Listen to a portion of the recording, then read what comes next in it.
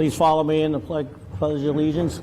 I pledge allegiance to the flag of the United States of America and to the republic for which it stands, one nation, under God, indivisible, with liberty and justice for all.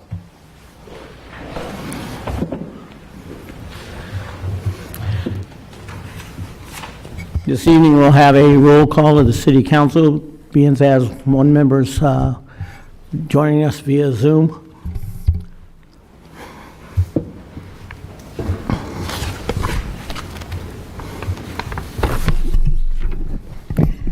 Mayor Pro Tem Ebner. Here. Councilmember Nakano. Here. Councilmember Weber. Here. Councilmember Vienna.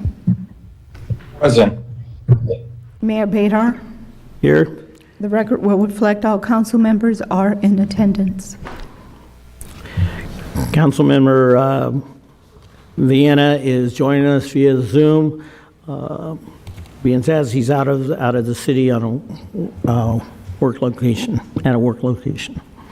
Okay. The City Attorney, would you give a report on the closed session, please? Yes, thank you, Mayor and Council. The City Council met in closed session tonight to discuss the items on the closed session agenda.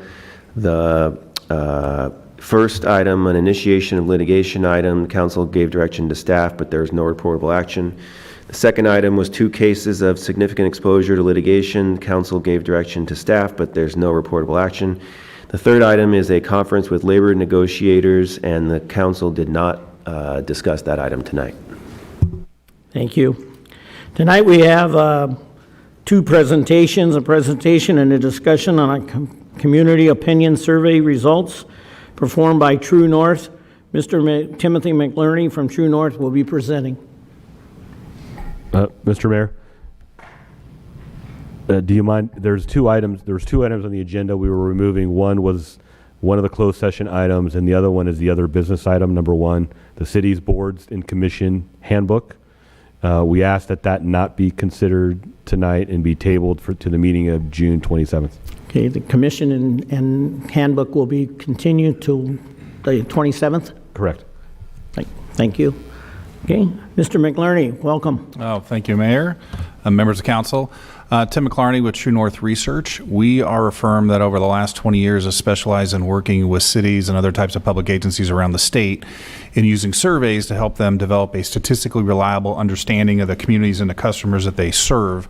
To date, my business partner and I, as a 2-person team, have designed and conducted over 1,200 research studies for public agencies, and about 400 of those studies are similar to the type of study that we're going to be talking about tonight, which is a community opinion survey for a city. I mention that because as I go through tonight's presentation, or perhaps in response to questions from council, I may make reference to how the results we're seeing in San Dimas compared to what we might typically see on another type of question. And I just wanted you to have an understanding of the experience base from which I'd be speaking. Tonight's presentation covers the highlights of the study. There is a full report available. It's about 50 plus pages. It provides more detail. I want to mention that there is an updated report that went out today. I realized that I was a little ambitious in calling this the San Dimas Valley as opposed to the San Gabriel Valley, and so I made an adjustment to that on the introduction, but otherwise the report is as it was the original draft. And I welcome questions from council as I go, or at the end, whichever is your preference. Okay, so before we dive into the results, it's helpful to take a moment to review the methodology of the study, or how we went about conducting the study. I've been in this industry for 20 years, and it's changed over time as things have changed. It used to be that everyone had landlines and phones were stuck to the wall and nobody had caller ID. And I called that the golden age of the telephone interview, because all you had to do was choose a phone number at random from the exchanges that served the city, and you got a random sample of households. Obviously, a lot has changed over time. The way we do it today is we start out with a comprehensive database of residential properties within the city. We then stratify that by geography to make sure that we're getting the right distribution across the city. And then once we've selected that group at random from within those strata, we then append contact information to those records. So things like email as well as telephone addresses. This ensures at the outset that we've got a sample that's geographically distributed correctly within the city, and everyone's had an equal probability of being selected in the sample, which is the definition of a random sample. From there, though, once we get into data collection, we also monitor the sample demographics to make sure that they're staying within certain tolerances of what we know the profile of the adult resident population within San Dimas looks like. So after we've set up our sample, we recruit using 3 different methods today. We still use telephone for recruiting, both for mobile as well as landlines, but we also reach out by email and text. Both the email and the text have a hyperlink that somebody can click, and they will come into the site. Within those hyperlinks, there's an embedded PIN number. What that assures us is that only residents of San Dimas who have been randomly selected and received an invitation can take the survey. They are allowed to take it one time. They can't forward it on to their 100 best friends and tell them how to answer the survey. So it protects the integrity of the underlying sample.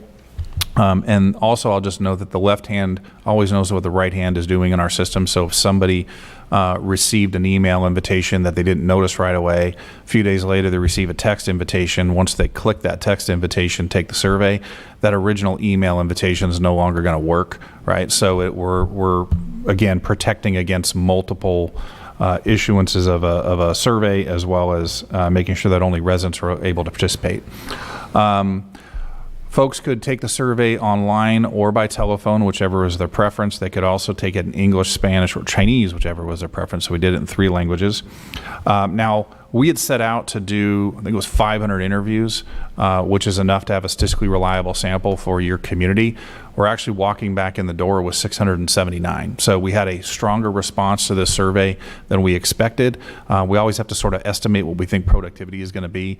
And so we estimated a little more conservatively. And in this case, we wind up with 179 additional interviews. Those are extra bonus, no charge. But what they do is that with a larger sample size, it allows our margin of error due to sampling to be a little lower than it might otherwise be. In this case, it's plus or minus 3.7% at the 95% confidence level. What that means is we can be 95% confident that the results of our survey are within 3.7% of what we would have found had we spoken with all of your adult residents. Okay, so on to the results. This first slide shows the results of sort of the opening warm-up questions that we have in the survey, where we ask respondents to rate the city of San Dimas on each of the dimensions you see there in that figure. So the overall quality of life in the city, as a place to raise a family, as a place to retire, and so on. What you see, these were asked in a random order, but sorted from high to low based on the combined percentage of folks who said it was either excellent or good. And you can see that the overall quality of life in the community gets the highest ratings. You had 87% of respondents say that was excellent or good, followed by as a place to raise a family, 82%, and then 69% rated San Dimas as excellent or good with respect as a place to retire. As you move down to the bottom there, San Dimas is a place to shop and dine, and San Dimas is a place to work. You see quite a bit of fall off there, particularly with the shop and dine side of things. You're going to see this theme pop up a couple other places in the survey. There's a real appetite in the community, so to speak, for additional shopping and dining opportunities. And then obviously on the San Dimas as a place to work, you'll notice that the percentage you said excellent or good is a little below 40, but there is this big gray bar off to the right at 33%. These are individuals in most cases that are retired. They're not looking to find a job in San Dimas, so they really can't comment, and they offer that answer. One thing I will note, when you look at the overall quality of life in the report, and it breaks it down by lots of different subgroups of respondents in the community, so how long they've lived here, do they have children in the home, what their age is, ethnicity, et cetera, it was the percentage who rated as the overall quality of life in the city as excellent or good was at least 80% in every single subgroup. So this is a widely shared view that the quality of life in the community is excellent or good. Oh, yep. Would you prefer that we hold our questions until the end, or did you intend to? I welcome as I go or at the end, whichever is your preference. Okay. I think, if you go back to methodology, I had a couple questions. Oh, sure. First, do you have a sense of how many, since you did it by resident, how many residents from the same household might have been sampled? Was that something correct? It tends to be low. I can tell you, because you can have multiple people per household. Some have one, some have two, some might have three. They're all adults, but you can have situations where more than one person could have completed by household, but it's pretty rare. Below 5%? Yeah, I mean, we'd have to go double check. We have ability to do that. I could go look. But in cases like that, it's rare. We do occasionally have surveys that we do for cities. Like I was just finishing one for the city of Coronado right now, where it's essentially a household level survey because it's about the recreational activities of their household. In that case, we do restrict to one per household. Okay.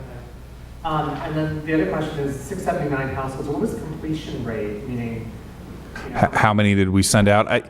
how many started and finished it? Typically, we get a low. So on the started but didn't finish, it's a very low number. What we tend to find is that the response issues have to do with somebody getting into it to begin with, whether they're going to choose to participate or not. Once they're in and they discover, okay, this is about my community, it's about things I care about, we have very low drop off at that point. In terms of response rate, typically we're looking in most of our communities, it's about anywhere from about 5 to 15%, depending on the study in the community. I don't know the specific one in your case right now. I'd have to go dig that up. But that's one of the reasons why we also monitor the demographics of our sample as we go. So we don't just get it all and what we get is what we get.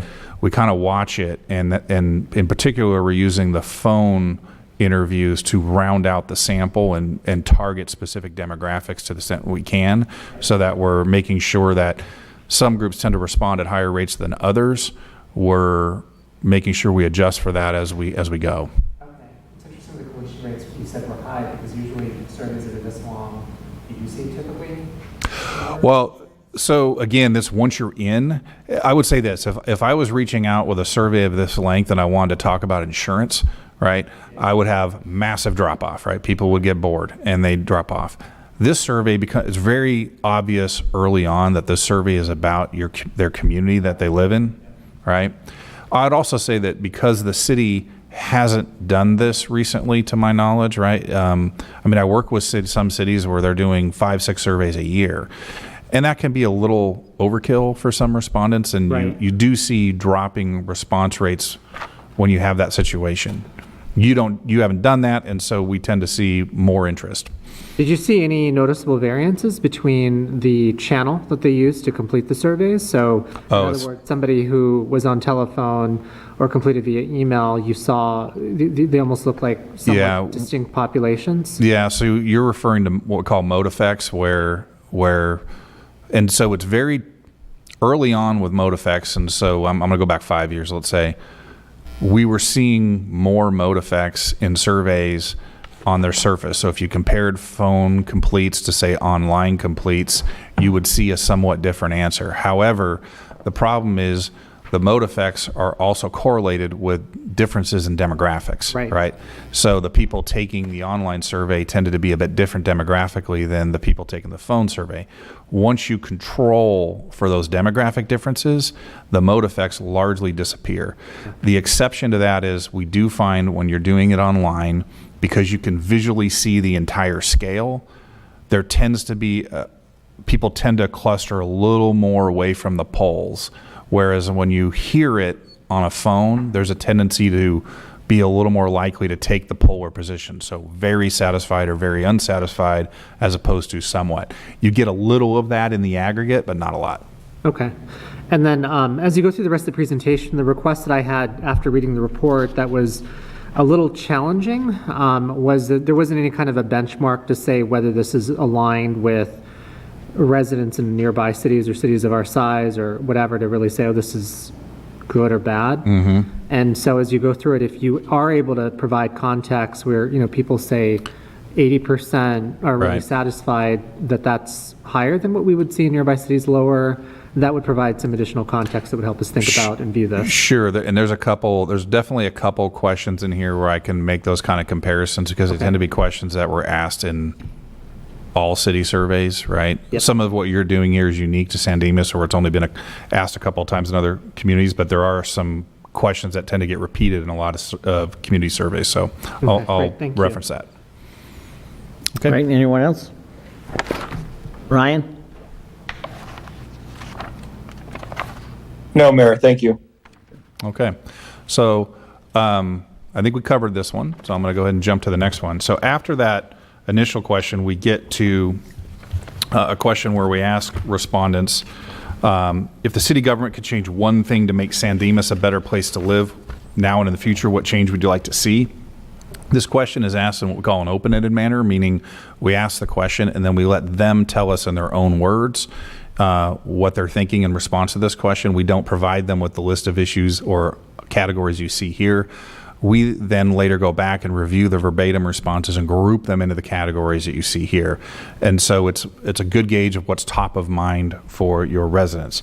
So there are a couple categories in here, about 3 down, that says not sure, cannot think of anything specific. You also have further down, no changes, everything is fine. You combine those two, you get about 17% of respondents that either didn't have an issue that came to mind or a change they had in mind, or said specifically no changes are needed. This is in some ways the ideal answer to the question, because if you think about the nature of the question, you're sort of handing someone a soapbox and you're saying, step on that soapbox and tell us one thing as a city that we can do better to improve the quality of life. And they're kind of stuck for an answer, right? They don't want to change. They don't see any sort of burning issue. Among the issues that are mentioned, top of the list, providing more shopping and dining options. I promised you a minute ago that you're going to see that issue again, and here we are. So again, it's not often when I do these types of surveys for cities that shopping and dining comes at the top of this list, right? I can think of maybe 2 or 3 other times where I've asked a city, so that seems to be a theme in the community. You have addressing homelessness at about 23%. This is a question, or this is a topic that has obviously risen up the list of issues in, say, the past 5-6 years. When prior to, say, 2016, when we would ask this type of question around the state, homelessness was well down the list at maybe 2%, 3%. I've also then more recently done studies where it's the #1 issue by a mile in some communities. So to have it checked in at about 22, 23% is not as high as that we see in, some communities, but it's obviously the #2 issue. So something to keep an eye on. And then 10% mention improving public safety. We do tend to find that when you have homelessness as an issue in community, you're also going to have the public safety issue sort of, be correlated there as well. So after that, we get into what, from a sort of performance measurement perspective, might be the most important slide that I'll share here tonight. And shown on this slide are the answers to the question, generally speaking, are you satisfied or dissatisfied with the job the city of San Dimas is doing to provide city services? We are asking the respondent to comment on the city's performance overall, right? Not mentioning specifically streets and roads or police or fire. And so in that respect, it can be considered an overall performance rating for the city. And as you can see here, we have 80% of respondents say that they were satisfied with the city's performance in providing municipal services. You had about 13% who said they were dissatisfied, with the rest unsure. How does this compare to what we might typically see? I can tell you that in more recent times, it can get as high as the low 90s, and I've seen it in the 40s. So to have 80% satisfied means you're playing on the upper end of that spectrum, and so that's a good answer. The other thing I would say is when you dig into this at the subgroup level and you look at it by all the different characteristics I mentioned before demographically, the satisfaction scores range from sort of a low of 62 to a high of 90% at the subgroup level. So that last slide was a look at the city's overall performance in providing municipal services. On this slide, we break it down into a specific list of service areas that you see here on this slide, and we ask the same question, which is overall, are you satisfied or dissatisfied with the city's efforts to provide this particular service? Most of the services on this list have at least 75% of respondents say that they were satisfied.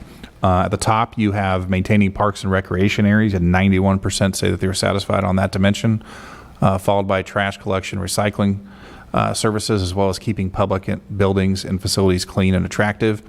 When you get all the way down to the bottom, you can see there's just one service area that sort of jumps out from the rest that has higher levels of dissatisfaction, and that's address homelessness. So here again, it's sort of consistent with the last open-ended question I asked where residents, about 20% said that's the main issue for them.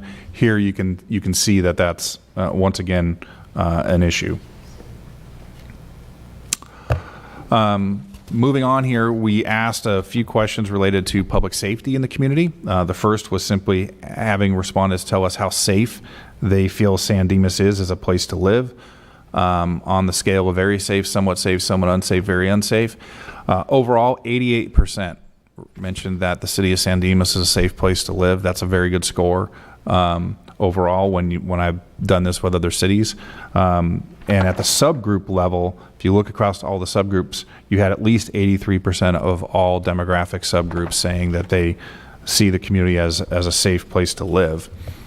We then followed this question up by digging in and asking about perceptions of safety in each of the scenarios you see there on the left side of the slide. Same basic question, how safe do they feel in these scenarios? At the very top, you had 94% of respondents say they feel safe walking in their neighborhood during the day, as well as driving on local streets. About mid-80s are saying walking in commercial and shopping areas of the city during the day, they feel safe. Visiting local parks and open space areas and walking across streets and intersections. At the bottom, the two that sort of have lower levels of perceived safety, both of those are after dark, right? And so there's always just this drop off after dark in terms of perceived safety there. You had 67% who felt safe walking alone in their neighborhood after dark, as well as 58% walking alone in commercial and shopping areas after dark. Okay, anticipating that homelessness might be an issue, the survey included a few questions that dug in on this issue. The first of which was simply asking folks, over the past 3 years, would you say the amount of homeless people you have observed in San Dimas has decreased, stayed about the same, or increased? So that's over the last 3 years. As you can see here, about 70% of respondents perceive that the amount of homeless in the city has increased during this period of time. 17% felt it stayed about the same. Just 5% felt it had decreased. Moving on from that, we then presented them with a series of strategies that you can see here on the left side of the slide, and simply asked respondents to tell us whether they would support or oppose the city engaging in this strategy to address homelessness in San Dimas. And you can see there's sort of a tier that happens right in the middle. The top four strategies receive a lot of support from the community. 82% supported the city enhancing lighting in public areas to discourage people from using these areas to sleep. You had 79% who supported the city funding mental health services. You had 74% who supported the city joining with other cities in the county to create more regional homeless shelters. And then about 74% who supported providing funding for counseling and rehab for drug and alcohol addiction. As you move to the second tier there, it hovers around 50% or less. Some of them talk about modifying street benches to make them less comfortable to lie down on. And then you also have providing permanent housing and supporting services for homelessness in San Dimas. What you tend to find when we've asked these questions in other cities is there's a real interest in addressing the problem. We're seeing, whereas when we first started seeing the homeless issues in Southern California, that there was a little more of a division. Some people were more punitive, some people were more helpful. Now what we tend to see is it's like, I want to go with whatever's going to work for the most part, right? I'm less doctrinated about which approach. That said, what you tend to find is there's a lot more support for dealing with it elsewhere, like regional homeless shelters get a lot more support than saying a homeless shelter in your community. And so that's at the very bottom there, creating a temporary homeless shelter in San Dimas. You get a very different answer to that than when you talk about homeless shelters countywide. So the city of San Dimas, I'm assuming like all cities, has a limited budget and probably a seemingly unlimited list of things that place demands on that budget. And so when you have that situation, you have to prioritize, right? You can't do it all. And we took the opportunity in this survey to ask residents, given that the city has limited resources, how they would prioritize among the various potential spending items you see here on this list. And to keep folks from saying, high priority, high priority, high priority to everything. We introduced a sense of competition. We said, to please keep in mind that not all of these items can be high priorities. So that simple statement tends to force people, when they're looking at this list, to decide, okay, what's high, what's medium, what's low, and what shouldn't we spend money on. These are sorted in this slide from high to low based on that combined percentage of folks who said it was either high or medium priority, but they were asked in a random order to avoid a systematic position order bias. What I find interesting here is I've worked in a lot of communities where homelessness is an issue, but the moment you talk about putting money towards it, they back off, right? That it becomes a low priority. Here, what you see, sort of some consistency across your survey, where homelessness was mentioned as an issue in the open-ended responses. It was mentioned as the area where they're least satisfied overall within the city. And when you ask about spending priorities, it goes to the top of the list. But there's other things up there that are obviously important too, like improving the maintenance of local streets, redevelop and revitalizing downtown San Dimas. I think that also aligns with the interest in shopping and dining opportunities that we saw earlier. And so it kind of gives you a sense of how people would prioritize among these items. I want to emphasize that just because something may be lower in that list, it doesn't necessarily mean that residents don't like the item. It's just that when you put it in the context of we have limited funds and you have to prioritize, it just doesn't stack up against some of the issues, the other items that we tested on the slide. Now, most of the questions in the survey are very service oriented, right? How are we doing with streets and roads? How are we doing in public safety? The reality, though, is there's more to good local governance than that. There's also how do they perceive the city as a government agency in terms of how well it manages its finances, how responsive the city is to residents' needs. Do they trust the city of San Dimas? And so the survey included a section on local governance where for each of the statements you see here on the left side of that slide that are about the city, we simply asked them to tell us where they agree or disagree. And to be able to do apples and apples comparisons between these items, we are isolating the people in this slide who had an opinion. They either agreed or disagreed. They didn't say don't know or no answer. At the top of the list, among those with an opinion, you had 87% of respondents who said that they trust the city of San Dimas. That's actually a really good number. When you think about it, we're all taught as good Americans not to trust government, right? It's sort of what our entire country is founded on. And so, and in today's day and age, to have 87% of those with an opinion say that they trust 83% of the residents say that they trust the city. That's a very good score. City manages its finances well. About 76%, 75% mentioning the city is responsive to residents' needs on down. So you've got some good numbers here. None of these numbers get below 2/3 among those with an opinion. I have seen more variation in this type of question depending on what city we're working in. So these are good solid numbers. About 36% of the respondents that we spoke with had interacted with city staff in the 12 months preceding the interview. And among those individuals, we asked them to rate staff in terms of their professionalism, accessibility, and helpfulness. And overall, you get really solid numbers. You have north of 90% of residents that we spoke with tell us that staff's professional, they're accessible, and they are helpful. Shifting gears a little bit, we did take the opportunity in the survey to explore residents' opinions about a potential 3/4 cent sales tax measure, which would raise revenue for the city to do a variety of different services. We read a legally compliant 75-word ballot statement, meaning we weren't just talking about this in concept. We actually presented to them a mock-up of what we think that 75-word ballot statement would look like.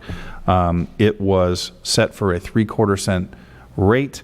And it would be a general tax, meaning that it would need 50% plus 1 to be successful. Keeping in mind this is a survey of adult residents, it's not a survey isolated to just likely voters.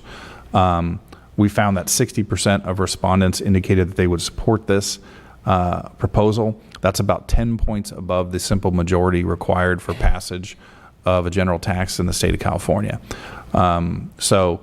again, not of likely voters, but when you think about the turnout, say in next November, pretty much it's going to be a very high turnout, which means a very high proportion of the adult residents in your community are going to be registered and vote in that election. So there's kind of a reasonable alignment there. If we were talking about the March primary, you're talking about a much smaller subset of your residents would be participating in that. These numbers might not track as well to that environment. Shifting gears again, we did touch on the topic of communication, and we asked residents to tell us overall how satisfied or dissatisfied they are with the city's efforts to share information through newsletters, the internet, social media, and other means. This is an interesting sort of dimension to these surveys, because I had mentioned I've been doing this for more than 20 years for communities around the state. And this is the one area where we have seen a lot of change over time. And basically for most cities, what we've seen is their satisfaction scores with communication have just ticked down and down over the past decade. I think it has a lot to do with the difficulty of reaching residents today versus what it was, say, 10 years ago. It used to be that everyone read the same newspapers, listened to the same radio stations, watched the same TV shows. There was a local paper. That's all changed now. I mean, you can poll 10 different people and you're going to get 10 different answers as to where it is that they get their information. And so it's just harder for public agencies and cities to reach residents because people are in various, thousands of different information sources that they turn to. The other thing that I think has changed is that we're now all accustomed to the idea that if we want to know something, I can have access to that information immediately, right? Because I just reach into my phone, into my wallet, grab my smartphone out, and I've got the answer. And so there's a timeliness of information that I think cities have a hard time matching compared to the new expectations compared to what it was, say, 10 years ago. I mention all this because against that backdrop, you have a 72% satisfaction rating for communication, which in today's environment is a good score, right? I've seen this in the 50s and 60s for some cities. I can't think of a city that's scored kind of above 87% in recent times that I can think of. And so it's a good solid score. Part of the reason I think your score is solid is when we go on to ask people, about the various ways that the city they think are effective ways for the city to communicate with them. You can see that a lot of the things that the city's already doing are perceived to be effective ways of reaching them. So top of the list, we had newsletters and recreation guide that's mailed directly to their house being sort of perceived as the most effective method of communicating with them, along with email and electronic newsletters, as well as the city's website. This is useful also for kind of helping stay ahead of the curve. The ground is going to continue to shift beneath our feet in terms of what are the most effective ways to communicate with residents. So cities, you want to be kind of paying attention to that and adjusting your strategies as you go. Dr. McLarney, I had a question or a comment about that. In the report that's in the agenda packet, which is a little more, got more to it, and it shows on this particular, the communication method preferences, and it has a nice breakdown. This is on page 35 of the report or page 48 of the agenda packet if anyone wants to look at it. But that bottom chart shows that of all those methods, there's some group, demographic or whatever, that appreciates all of those methods except for the town hall meetings and the telephone. So even though this chart shows the My San Dimas smartphone app, for example, down near the bottom, it's appreciated by a large percentage of, I see 52%, of 18 to 24-year-olds, for example, which is kind of interesting. And so it's important for us to kind of hit all the buttons because somebody's getting a benefit out of one thing or another. And I think that was a nice chart to include to show the different groups where it scored really high. What's interesting on this one too is, again, having the benefit of doing this over time, it used to be when you talked about, e-newsletters or emails, you would have this really sharp break based on age, right? That the younger you were, the more you liked the digital side. The older you were, the more you liked the newsletters mailed to your home and other things. And today, that's really changed. That digital divide doesn't exist. In fact, I always sort of refer to my father. My father uses a smartphone. He uses text and email. He does not know the difference between the two, but he uses them both.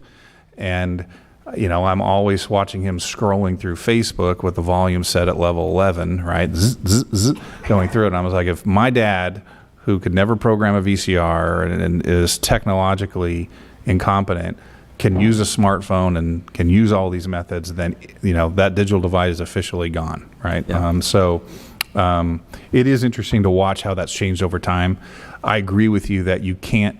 That's, I think, the difference today versus where we were 10 years ago. You could be in 2 or 3 channels and cover 90% of your residents back then. You can't do that now. You kind of have to wind up doing multiple pieces. And I misspoke. It's the social media that was the 18 to 24-year-olds, which makes sense. And my San Dimas app was really high among the 45 to 64-year-old. So for whatever reason, it's great to have the information about the effectiveness of a lot of these. Yeah. So last slide here, kind of summing up.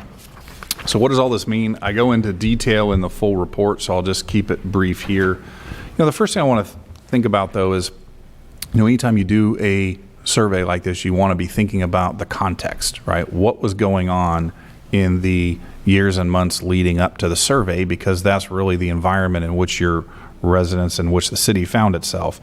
And by just about any measure, the last couple years leading up to this point have been difficult ones, very difficult ones. We've had the pandemic, we've had disruptions in the economy, we've had runaway inflation hit 40-year highs.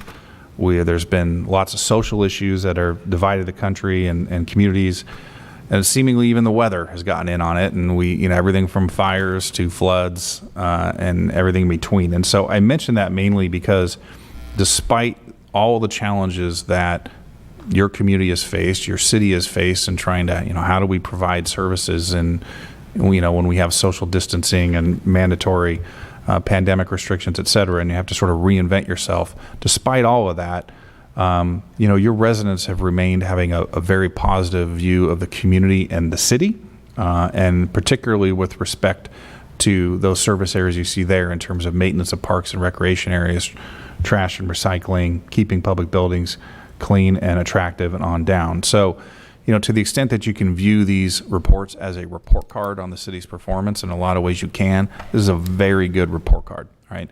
I will also emphasize that these are the kind of scores that are earned, they are not given. I can promise you that as a city, if you were not performing well in various areas and you go out with a survey like this and you ask residents, how are we doing? They're more than happy to tell you you're doing a poor job, right? They're not going to be shy about that. So, when you have the scores you have here, it's really a reflection of very good leadership from council and the very good execution on a day-to-day basis by your staff. And so it's a job well done, and you should be proud of that. That said, like any customer satisfaction survey, it should be a little bit about not only where are we today, but also where are we going in the future and where can we improve. And the bullets you see there in the opportunity areas are the areas that have are really your best candidates for improvement. Some of the items in here we know are kind of hot spots for residents, like the homelessness. We saw the satisfaction ratings were lower for that. But some of them are areas where you're doing well. It's not a matter of not doing well. It's just that when you look at residents' interests and appetites, that these sort of represent areas where they'd like to, and you have the best opportunities for improving their satisfaction moving forward. So that's the end of my slides. I welcome any additional questions from Council Tharney. Questions? I have one. Thank you again for your presentation. Would it be possible to get any of the data segmented by region in which the residents lived? And the reason why I ask that is in cases of homelessness, not feeling safe when you walk down the street, it'd be interesting to know if that is distributed evenly across the city, or if there were hot spots, so to speak, within the city, such as I know that there have been quite a few burglaries in the Villa Verde area. And so if we saw high responses there, that might explain why that is, or it might even help us identify areas of the city that we just hadn't known residents were feeling unsafe in, but there hasn't been, say, a corresponding level of criminal activity or something of that sort. Short answer is yes, we do have the ability to disaggregate by geography, but to a point, meaning whether it's geography or any other category, the smaller the number of sample within that Right. area, the larger the margin of error. And at a certain point, the reliability just isn't there, and I don't recommend going to that point on certain items. But geography is something that, yeah, we could look in and cross-tab by and just want to make sure that we have the right sort of layer, so to speak. That was my only question. Thank you. John? Well, I really appreciate the work you've done, and I guess from having such experience with all the municipalities and other places you've done it, I guess it really shows, I think, in the thoroughness. Two things. It would be, you mentioned a longer report that was maybe had a lot of raw data, so that'd be good to have available to us, just for people who want to dig in a little bit. Yeah. And So all the data is, I mean, we have breakdowns by certain subgroups, like characteristics, so by ethnicity, by age, et cetera. We do not hand over raw data, meaning individual responses from individual residents, for a couple of reasons. Number one, all response were given an assurance of confidentiality for their participation in the survey. You know, you want that. You want people to feel free to give an honest answer without concern of, who might see that. The other reason we do, so that's the main reason. The other reason we also do it is because, obviously, from a city's perspective, if we were to hand over raw data to the city, that also then becomes subject to a public records request. And now it's not just that you have the data, anybody can have the data. And about 10 years ago, I saw a case where a city had done this, a client had done this, and it just became a complete nightmare for them as a community. And so for a lot of good reasons, we will aggregate the data and show it in this form, but we don't hand over raw data. I appreciate that, especially for the, it'd be nice to have, but on the other hand, I appreciate what you're saying, especially for groups which have a small number of respondents. You'd really be able to, you'd be able to tell a little bit more. And plus, it's not as reliable when you get to the really small numbers. Right. And and I'm pleased that about the results. I mean, they're really good. There's, your tables, and you mentioned it in the short report that we have, that there are some cases where there's distinctions by one group or another, and the only one, well, I shouldn't say the only one, but one that kind of caught my eye was that the city treats all residents the same regardless of color, age, income, or identity.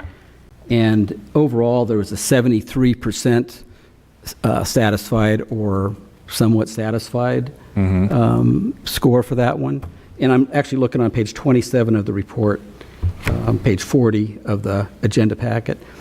The one thing, when you get to the ethnicity, there were 54, apparently, as far as I can tell from percentages, respondents who were either African American, Black, there are 20 of those, and 34 mixed heritage.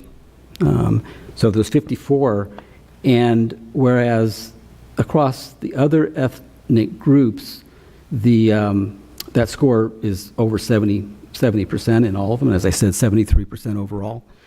It's 47% for the Black or mixed heritage, and so it's something to just take note of.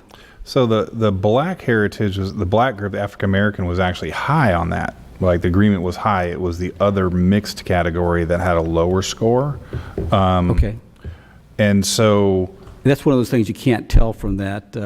And the problem is Yeah. the other mixed, you're talking about less than 6% of the total sample is in that group. And so here's where, when we start to get to these really small subgroups, you're going to have more volatility in the data that we can't be confident is necessarily reflective of the volatility that might be out there in the community in their answers, right? And so that's why we have to be careful generalizing on some of those smaller groups. The other mixed ethnic background, because there's not a lot of people in there, it's going to be driven by the answers of a small number of people. And so sometimes there happen to be, excessively satisfied. Sometimes they're excessively dissatisfied.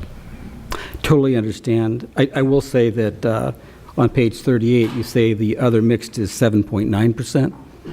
Yeah, I was looking at, you know why? Because we have two different ways of looking at this. One is as a percentage of your total, including your non-answers, right? And then sometimes we'll sub out the non-answers and recalculate the percentages. So that's probably why my answers are maybe a little different than what I just said to you, because if I'm looking at, we have the top lines in the back and that part in the front. So it just depends on whether it includes the, no replies or not. Right.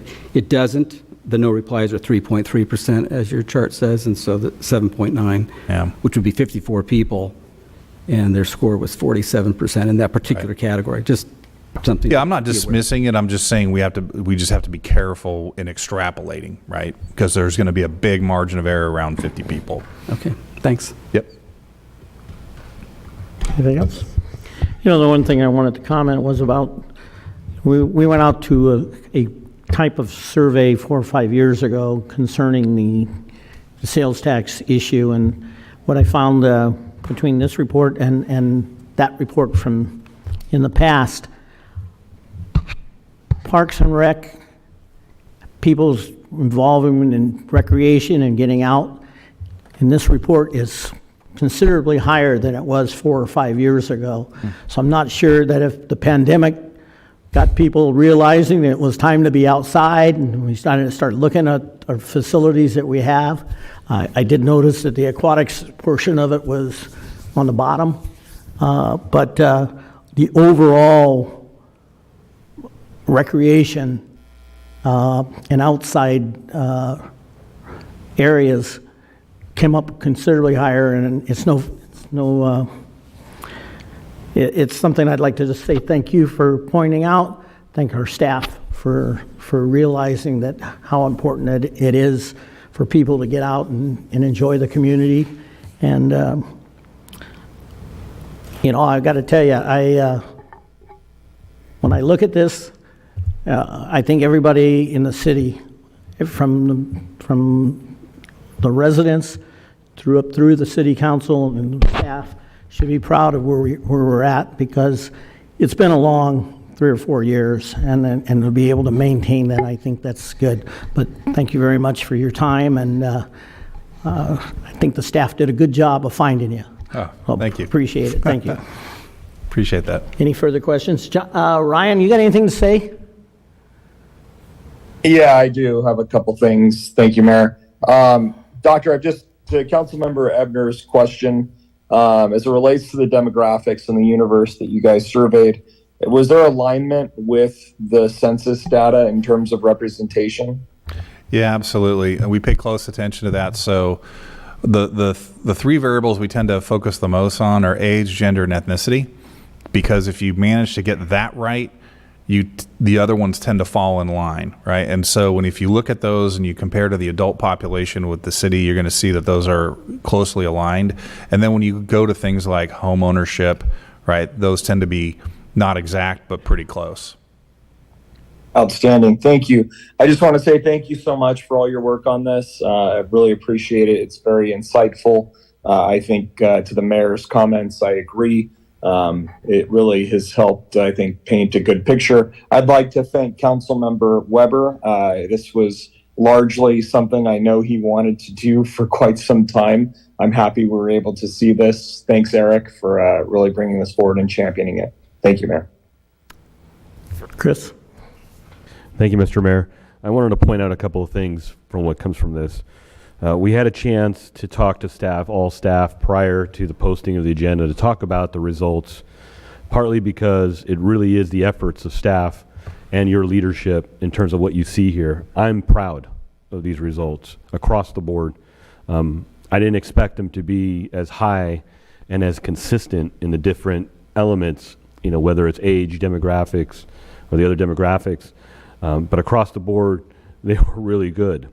And what was also interesting, we didn't necessarily have the luxury of the results prior to making some budgetary decisions in the last fiscal year. It just so happens that the budgetary decisions and the recommendations we've made in the 23-24 budget actually align with where the priorities are from the resident survey. And I want to address a couple of areas. Overall, I really look to residents when they communicate, what can we do to improve? No matter how great we are, there's always an opportunity to do something better, more efficient, and maximize the output of what we have. But the shopping and dining and the addressing homelessness, and to a lesser extent, the law enforcement crime prevention, we're in the double digits, albeit low, 22 to 25%. On the shopping and dining, we've really been successful bringing a Total Wine and More, which has been very successful in our community, Baby Bros Pizza, in-house coffee, and now more recently, Vincenzo's Italian restaurant into our historic Walker House to expand upon what we know our community wants in terms of dining.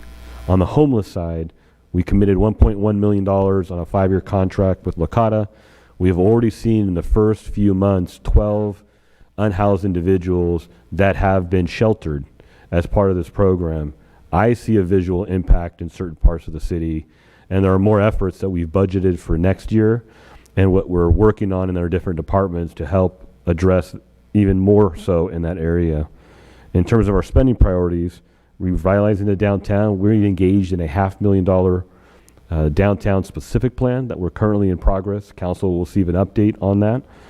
And we've also committed a phenomenal amount of resources to our local streets in terms of Covina, Via Verde, and what we're looking at future investments on Bonita to address the street condition, where I truly believe that the overall condition of our streets, regardless of what we see in reports from the differing cities around us, are better quality in our community than they are in our surrounding communities. And you can tell the difference when you're going from our city to other cities in terms of the quality of those streets. And I think we'll continue to do well there. In the area of communication, this was one area that was identified by the council that we should do more. So I thank the council for committing to bringing on a public information officer to assist in doing more in that area. And there's even more when I look at the demographics for the younger population in terms of the social media and the technological aspect of this to try to capture a higher percentage of success in those areas. And I'm very proud to see us middle-aged folk that really are using My San Dimas actually more than any other medium in terms of success for communication. In regards to disaggregating the data, I think Councilmember Nakano is correct.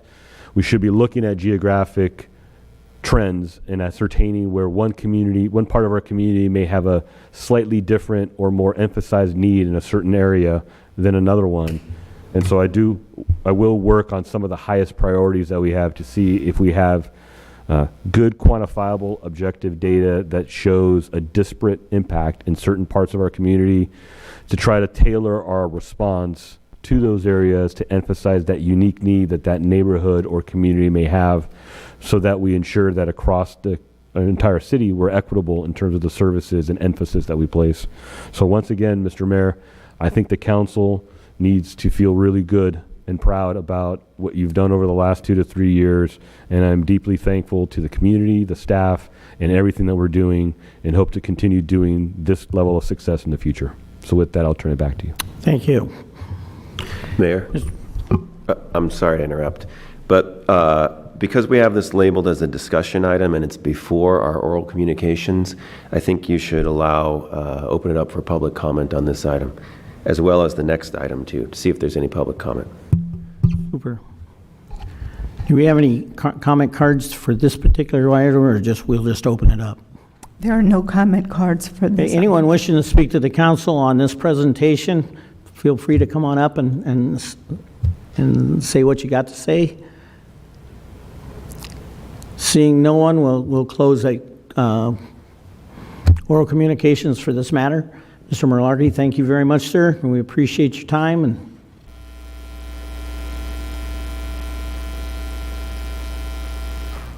Okay, we'll move on to the next presentation and discussion. It's electrical utility reliability by Southern California Edison. Marissa Castro, representing Southern California Edison. And it looks like she brought an entire team with her.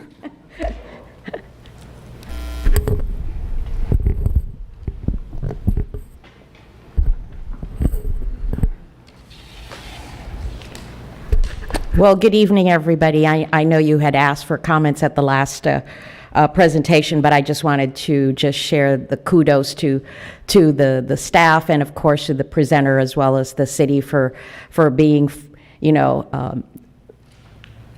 a champion of making sure of getting the community's advice on how to better the community. And so I think this is something that a lot of cities should follow suit. So hopefully you'll be a role model for the San Gabriel Valley to make sure that, communities and cities ask the constituents what they really need in the city. So with that said, this presentation is something that I think all of you have actually seen at the last community meeting that we had done. So what Chris and I were just chatting about is that we will try to just fast forward because some of the slides are something you've seen already, and we will actually go through some of the slides that are new. This is the new reliability report for this year. So the stats on this are going to be information that has been taken from last year. The last presentation that we had was for information that was for the previous year. So you will see some information that is for 2022 as opposed to the other one was 2021. So these are some of the things that you've already seen. So I wanted to just fast forward because there are new slides that I wanted to share with you and the colleagues of mine that are here to help talk a little bit about some of the things that are important to us in terms of our system planning process, the forecasting, and how we work on these processes. So at Southern California Edison, we want to make sure and let you know that we are evaluating a lot of our infrastructure, the changing power needs that we have throughout our service territory. So we have a system capacity plans that's developed within a 10-year forecast.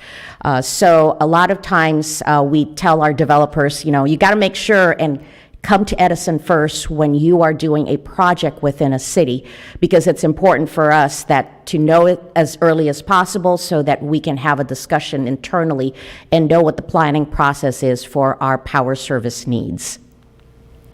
So at this time, I want to bring up a couple of our colleagues up to the podium who are actually part of our engineering department, who will give you a little bit of a quick run through of our forecasting as well as how we actually contact Edison and regarding our power needs. So at this time, I'd like to ask Alicia Ramirez. She's part of our engineering team.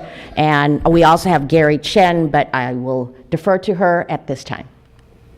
All right.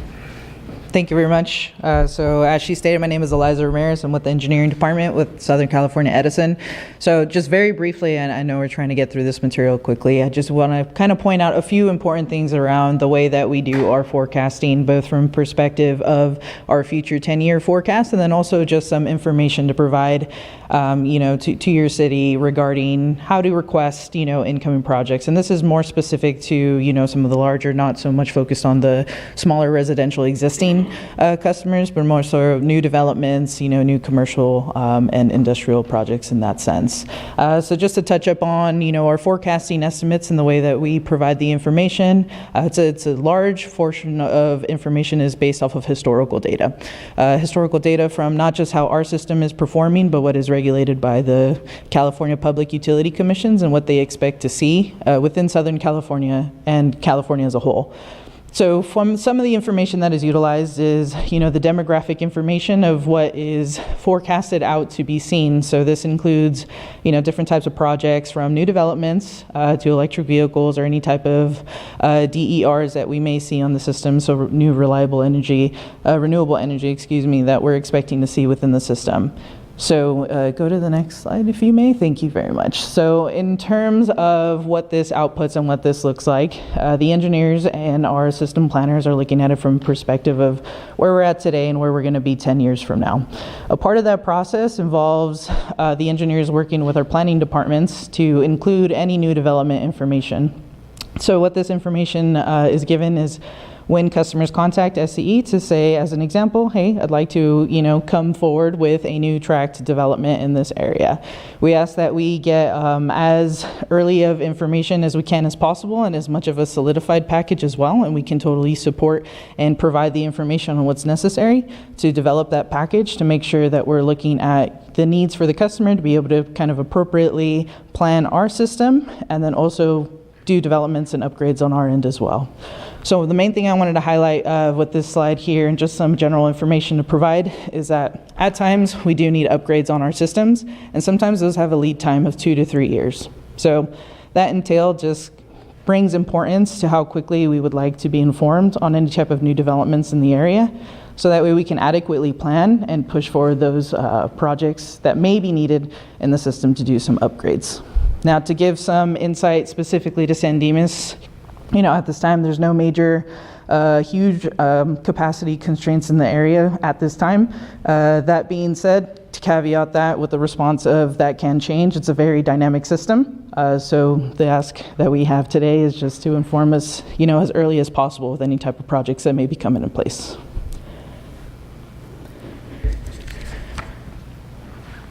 So I'll just go through this really quickly. I know we talked a little bit about clean energy and some of the projects that are going on, whether it's BE, business electrification, or transportation electrification. We work closely with a lot of the cities and, of course, with San Dimas. And if there are any kind of TE projects that are available, we want to make sure that we are at the beginning of the discussion so that we can provide you with all the information that the city needs whenever we can. So on to our reliability. These are the same things that you've seen the last time, and I think we will pass through. This is the historical reliability of circuits serving San Dimas. So at this time, I'd like to bring up our district manager, actually former district manager of our Covina Service Center. So for some of you folks, Travis Parks is our district manager, but he just got promoted, and so this is his last presentation in council. So Travis, you'd like to join us up here and talk a little bit about the historical reliability of the circuits. Yeah, and over the last few years that I've presented with you guys, I've been pleased to tell you that we've performed better than average in San Dimas versus the Edison average. And unfortunately, last year was a bad year for us, as you can see on that blue chart there on the very top left side there. The number of SAIDI minutes, which is the System Average Interruption Duration Index, which is basically on average how many minutes each customer in San Dimas is out of power. The number is skewed there because we had a couple large outages that had to deal with San Dimas Substation, which is over there off San Dimas Avenue and just south of the 210 freeway, where we had squirrels get into the equipment there. And so with the entire substation being out of power, even for 60 minutes, it will dramatically skew the data there.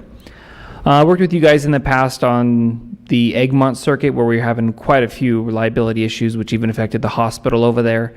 And we dove into that circuit. We applied a bunch of bird guard. We applied some new protection devices out there in the field to help improve the reliability of that circuit, even though it's being a high fire circuit. Speed of high fire circuits, you have 22 total circuits in the city. 15 of them do fall under our high fire circuits that are subjected to our PSPS, where that would be in instances where we could possibly proactively turn off power if there was a windy enough condition, it was dry enough, and we felt that it was a public hazard to keep those circuits energized. Luckily, we haven't had to do that at all in San Dimas, and it's only going to get better as we're improving the reliability and hardening our system with covered conductors and more protection devices out in the field. So Marissa did indicate that this is my last council meeting with you guys in this role. However, my predecessor, I'm working with her, and she will, probably meet with you guys. Her name is Jennifer Wood, in the interim. We're going to deep dive into another circuit that we found here in San Dimas, which is the Brighton circuit. It kind of also runs up by the San Dimas, the regional park over there, and up over by Terrebonne area and those things. And so we're going to start looking at that circuit as well to see what reliability improvements we can make by providing the same stuff that we did on the Egmont circuit, and also the Avenida circuit was one we tackled last year. So some of those numbers there, the weather, earthquake, fire, I did double check that. When it in the appendix at the end, it is showing a weather event that caused a rather large outage, but I got a picture of the squirrel. So he didn't make it on there, I guess, but that was the one that really led to the high numbers. You could almost shift that down to vegetation and animal. City of Claremont is seeing a similar thing for whatever reason with the rainy times that we had at the end of last year and even the beginning of this year, heavily impacted by that. So we're doubling down our efforts by installing, fast-acting fuses, which will help protect certain areas of the circuit, so the entire circuit or city doesn't go out of power. That's really all I have to talk about on the reliability numbers of this, but I do want to thank you for the opportunity to always be here with you guys, serve you, and once again, if there's ever any reliability or public safety issues that you have, please work it through Marissa, and we have discretionary funds. Our district grid team can do a grassroots project to improve public safety and reliability, and that's still available for you guys. Any questions?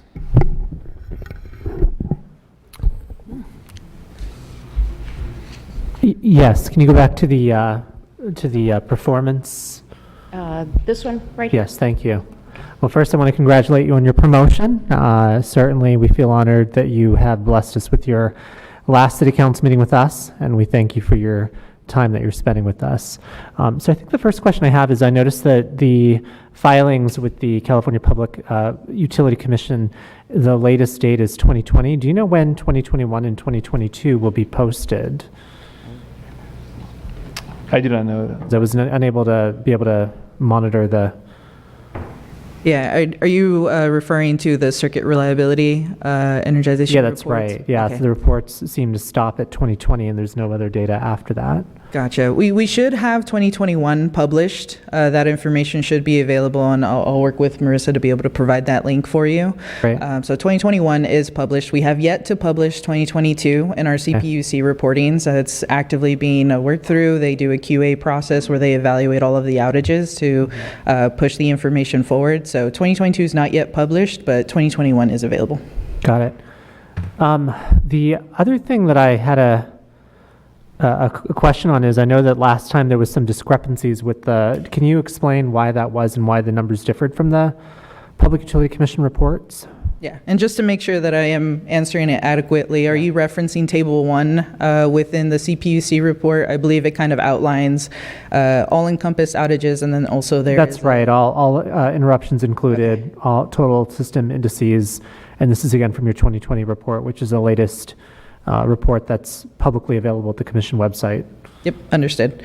There could be some changes over the years. Like I mentioned, every year they go through a QA process where they're evaluating the outage information, and every once in a while there is some historical information that does get updated and corrected in some of those forums. Now, speaking specifically to the 2020, 2021 values that you do see here, those would be highlighted in red on these charts.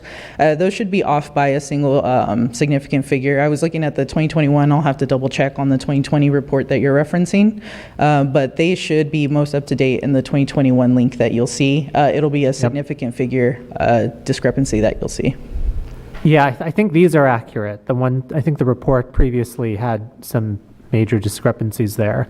Okay. And I do see that what residents had been talking about in terms of their feeling that the reliability this year, or last year I should say, does seem to be reflected in your numbers. And so is that just strictly weather events, or were there, I'm just trying to understand like how, I mean, that's like a massive jump from 2021 to 2022 in terms of, So, yeah, back in 2019, we kind of, what we call the Enhanced Overhead Inspection Program, where we went through and inspected every single one of our high fire assets within the San Gabriel Mountains here and all our high fire areas, but specifically here. With that came a lot of notifications and stuff like that as well, where we had to plan work to get work done to help improve the the public safety of things. So some things were on a 1-year cycle, some were 2, some were 3, and a very high number of those were in the San Dimas area last year. Okay. So those were planned, you said? So we have there was some planned work that sometimes the data kind of shows it as an unplanned event, if the size of the outage grows or the scope grows, or if it's just not safe for our crews to do it in a planned outage with however it was coordinated. And then we did have just a very difficult winter or fourth quarter last year with the amount of rain that we had, and the mixing of rain and electricity just wasn't in our favor last year. Got it. Okay. The other question I had is just how you compare to other utility companies. So again, the only data I have is 2020 data, but when I was looking at the report from, say, Pacific Gas and Electric, not Pacific Gas and Electric, I think this is, let me just quickly see what this is. San Diego? So I we have can't. PG&E in the north and San Diego. Yeah, I'm sorry. Yeah, Pacific Gas and Electric up north. Their reliability was significantly lower, and I wondered if you could elaborate on why that was, or was the reliability was higher, I should say. So their SAFI number was 1.179 in 2020, and that's compared to yours of 201. That's significantly worse for Southern California Edison. Can you explain why two big utilities would have such a difference in performance? I don't have that answer. I don't Okay. know. I don't know what they're doing differently than us. One other thing that also led to a high number last year was we had the operating restrictions on our circuit breakers, and what it takes for us to re-energize lines. It came into effect earlier last year than perceived and or than planned, and just led to some additional longer outages because we would have to patrol an entire section of line before we could turn it back on, and it's an operating requirement that we have by the CPUC. Got it. But every utility would have been subjected to that same guideline, but I don't know what their numbers are. I mean, we have our own opinion of what PG&E has done, so not for me to comment here on that. Okay. In terms of 2023, I know that we're only halfway through the year. How does the reporting look in terms of trends compared to the same point today?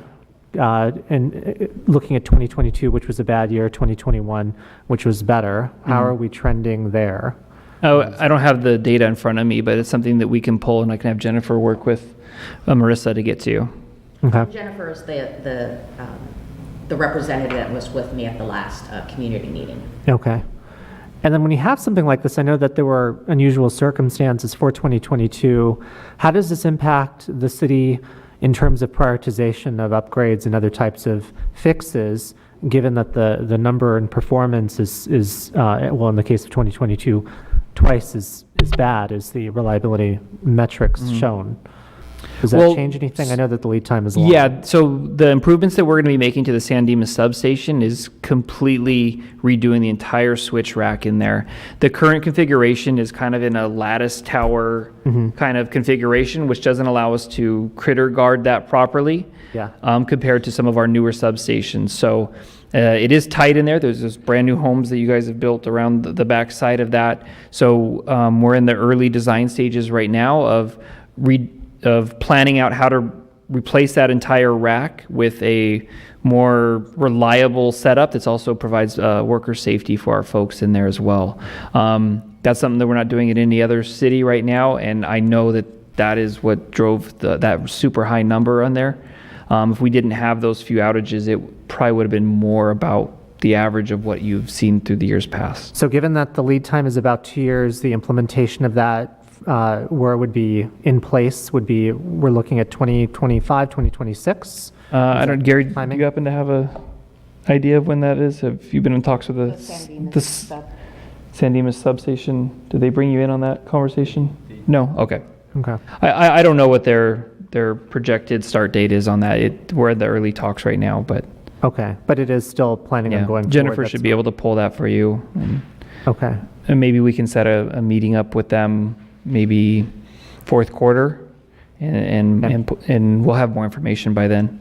Once that is in place, do you have any idea in terms of projected performance where we would see that those three numbers fall based upon similar work you've done in other cities? Yeah, I would expect all of it to decrease with the amount of grid hardening that we're doing. We're putting in a significant amount of capital dollars towards Sure. Hardening our grid. We can go back a few slides if you'd like to that one slide that really talks about all the things that we're doing, and there's quite a bit that's going to be happening in the San Dimas area. I guess my question is would you expect to see that number that we saw in 2022 to have decreased by 70%, 80%? Is there any idea, or is it just really hard to project something like that? I mean, I don't have the ability to right here off the spot, but we could sit down and talk numbers. Okay. Yeah, so this is one of the slides that you've seen before, but the numbers would have changed from the last one, and it just shows you some of the improvements that we've done, especially focusing on the wildfire mitigation activities.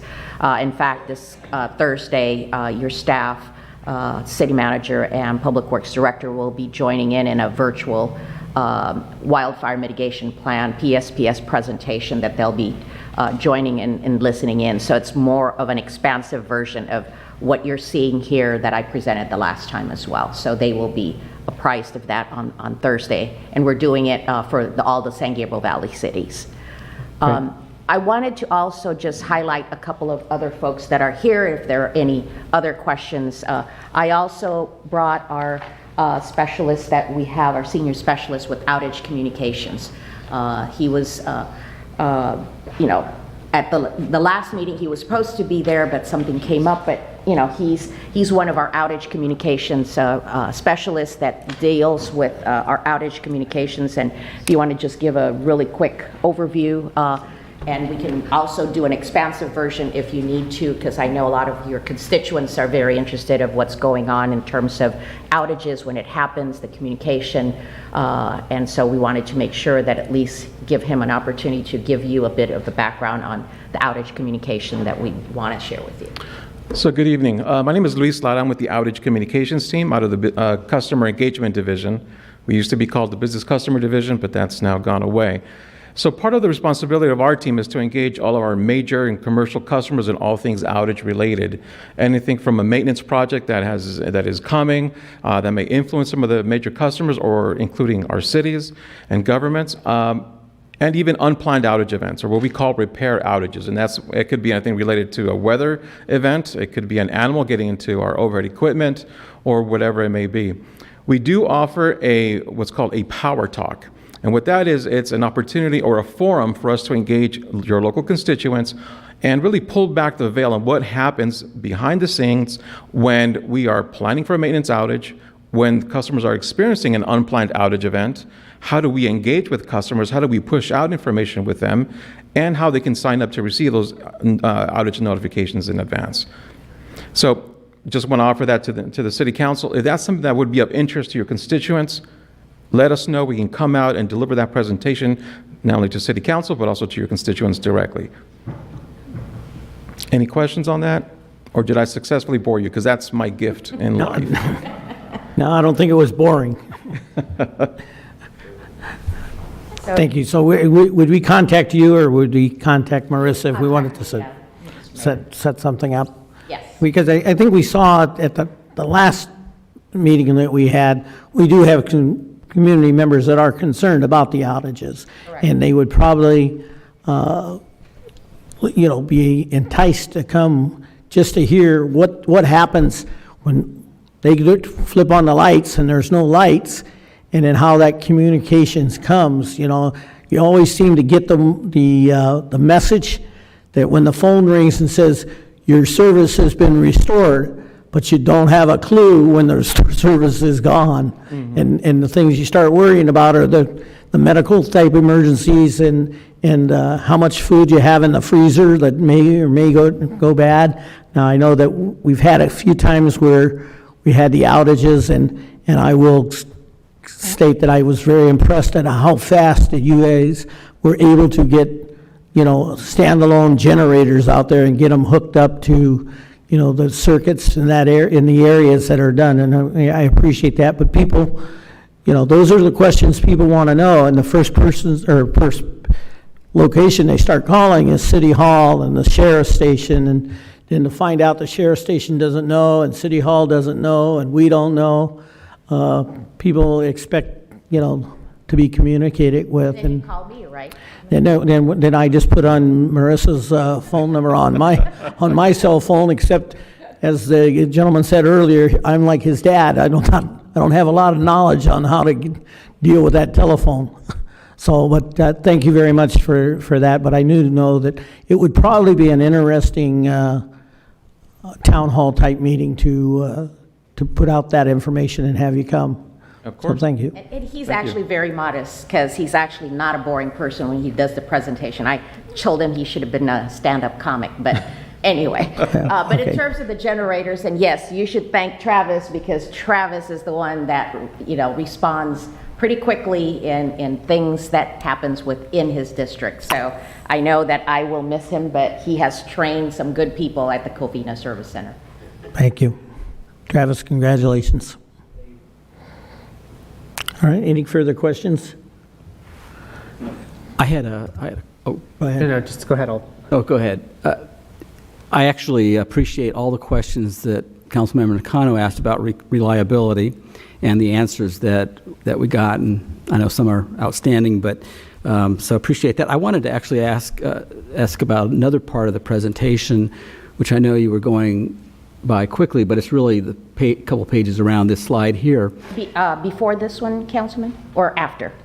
No, it's this one and the one before and the one before that, but the Pathway 2045 envisions a ton of electric cars on the highways, as you know, and I was at a Council of Governments meeting where there was a presentation from Edison about the supercharging stations that are going to be required, because those are the fast ones that if you're kind of like a gas station, you can pull in and 15 minutes later you're ready to roll for another couple hundred miles. But the issue with that, as I understand it, is that those are 480 volt, they require 480 volt circuit. And my question is, instead of the general question, so you can give a general answer, what are Edison's plans, and how are you working with cities to ensure that the infrastructure can handle or has 480 volt capacity? I may be wrong, but my understanding is that you can't just go to the street and get 480 volts if you're at a shopping center or a government building or anything else.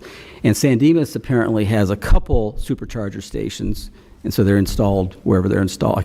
There's one over at San Dimas Plaza. I thought we have charging stations, but I don't think we have any supercharging stations. A couple Tesla superchargers, and they're the same thing basically as the superchargers for others. And as you know, Tesla's going to be sharing that with Ford and some others pretty soon. But the thing is, we need the infrastructure. Mm-hmm. Correct. There's a lead time to get that infrastructure in place. I'm wondering if Edison is thinking about being proactive in upgrading the infrastructure so that it's basically available, so that especially commercial and government or institutions that have parking lots or have a place to put the superchargers will be available when customers who buy cars in larger numbers want those superchargers. That is a major stumbling block to people buying the electric cars, because the superchargers aren't in place. And so what's the plan so that the public infrastructure that Edison controls is going to be upgraded And how is that happening in concert with cities and other So agencies? I'll bring up Alicia, but before she comes up, I just want to mention that we do have a group of folks within Edison that actually works closely with all the cities. There are major accounts representatives that are assigned for each city where they actually proactively call on to the city and say, hey, are there opportunities that we can work with the city? So this is where exactly what we were talking about at the beginning with the planning process, where if the city thinks that there are some areas, please come to us. We will brainstorm. We do an initial presentation to the city with our accounts representative to talk about the process from the beginning to the end on what to expect. These charge-ready projects are going to be implemented within the city. So that's one step that I think we can work closely with staff if there are other areas that you want us to help identify, because with that said, they'll be able to determine during that period of time of, let's say there's a vacant parking lot and this would be a good place to have fast charging stations.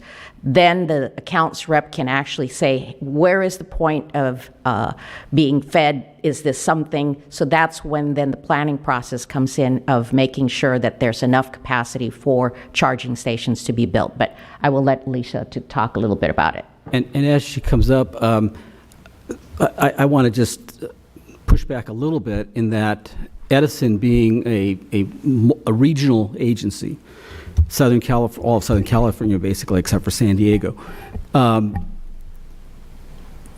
We can assume that the superchargers are going to be required everywhere, and a lot of them.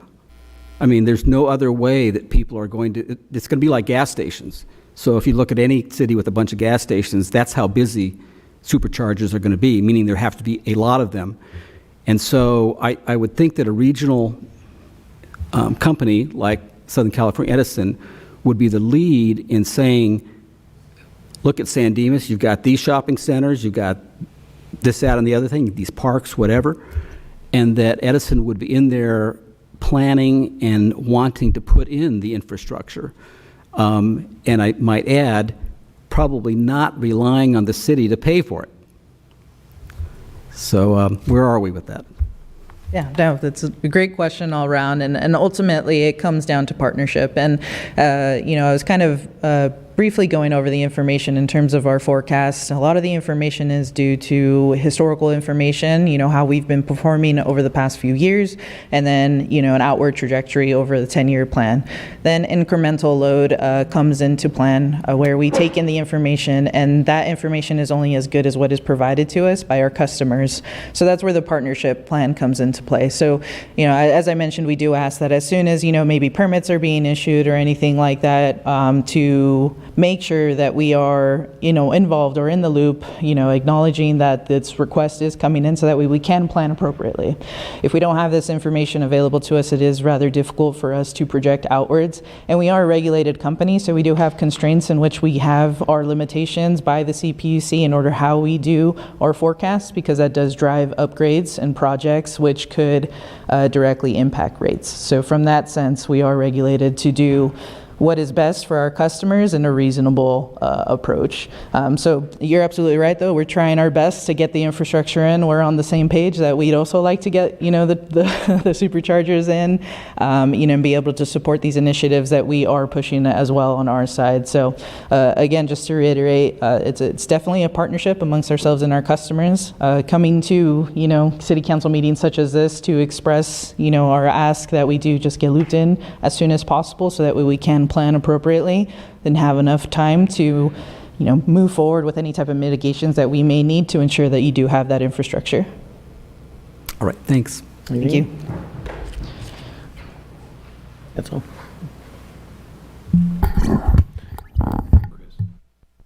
Not sure if Councilmember Vienna has a question or anything. Ryan, you still up there? Yes, yeah, my hand was getting tired. It's been raised for a long time, as you can see on the screen, but let me lower that. Thank you, Mayor. Well, thank you, Edison, for coming to our Senate hearing, council meeting. I greatly appreciate you guys taking some time. And I hear the comments of my colleagues, and there's a lot of substance there and points that I do hope you guys consider. But I also want to say thank you because I remember when we started the discussions that led to this. And you guys, Marissa, all of you were so responsive in coming out for our community and for really digging into this and unveiling the critter problem and so forth. So from the bottom of my heart, thank you so much, because in the wake of the last town hall or special study session that we had related to this, I do know there were some people that did get some answers. Just why, and I think that's the thing that a lot of people really want to know. I think you've done a great job in showing this stuff. I'm excited to see where you guys go. And you guys have always been a great partner as far as I'm concerned. So thank you so much, and congratulations, Trevor, on your promotion. Very happy for you, and look forward to your continued success in the organization. Thank you. Thank you. And just to close out, I just want to make sure that we'll get back to the city to Councilman Nakano's questions. I know we need to talk a bit of numbers on the side, so we'll make sure that we get back to you through Chris, who will probably email me on some of the questions that you have. And also looking forward to setting up a different presentation that relates to our outage communications team that we will bring forth for another day. And of course, the issue of our transportation electrification, we will try to work closely, and maybe, Chris, we can do a meeting in the future with our major accounts rep and just brainstorm and see if there's any ideas out there for the city on anything that's a TE initiative related item. And Yes, just to summarize again, the things that I'm looking for, if possible. I know that some of this data is hard to get. And the reason why I'm asking, of course, if I have people asking me, and I dig into the numbers quite a bit, try to understand what's happening. So if you can provide me with the 2022 reliability report, along with the estimated timing of the improvements that you're planning on implementing, when the end date would be. If there is a way to forecast the likely performance improvement in San Dimas once those improvements are in place. And then if there was a way to answer the question, when I look at the performance of SoCal Edison compared to its peers across the state, it does seem to lag a bit, both in the SAIDI and SAFI numbers. As an example, SoCal Edison, this again is 2020 data, so it could be different. SAIDI is 201.32. That's the second worst in the group. SAFI, I don't know how to pronounce it exactly. SAFI. It is 1.06. Again, that is the second worst in the group. And so it would just be good to understand, are there certain geographical considerations, population considerations that would help explain that a bit? Because it is a little concerning when I look at the comparison across the state.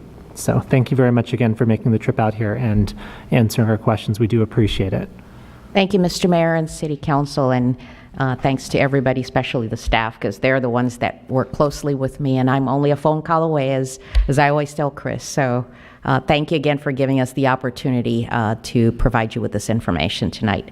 And we'll come back with the other information and the other presentation that you requested, Mr. Mayor. Thank you. Thank you, Marissa. Thank you. Gabe. Appreciate you guys coming out. That's okay. You get paid overtime anyway, so. No, we don't. We're salaried, so.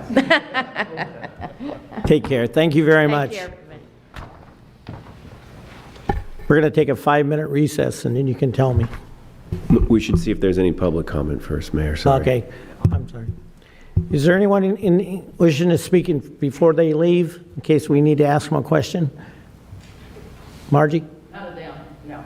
None of them. I was about to say Margie. Okay, you have a comment for this presentation?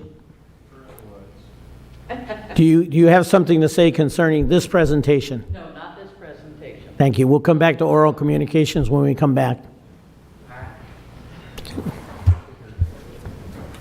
John.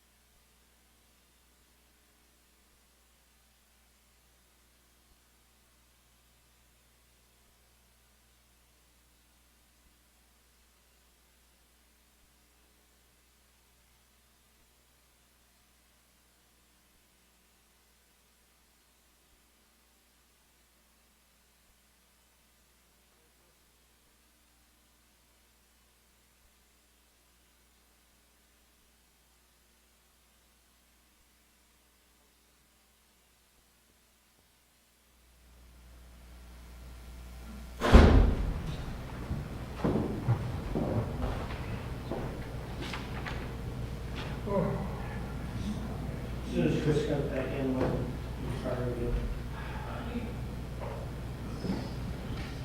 Did we wait long enough for TV on dialogue communications?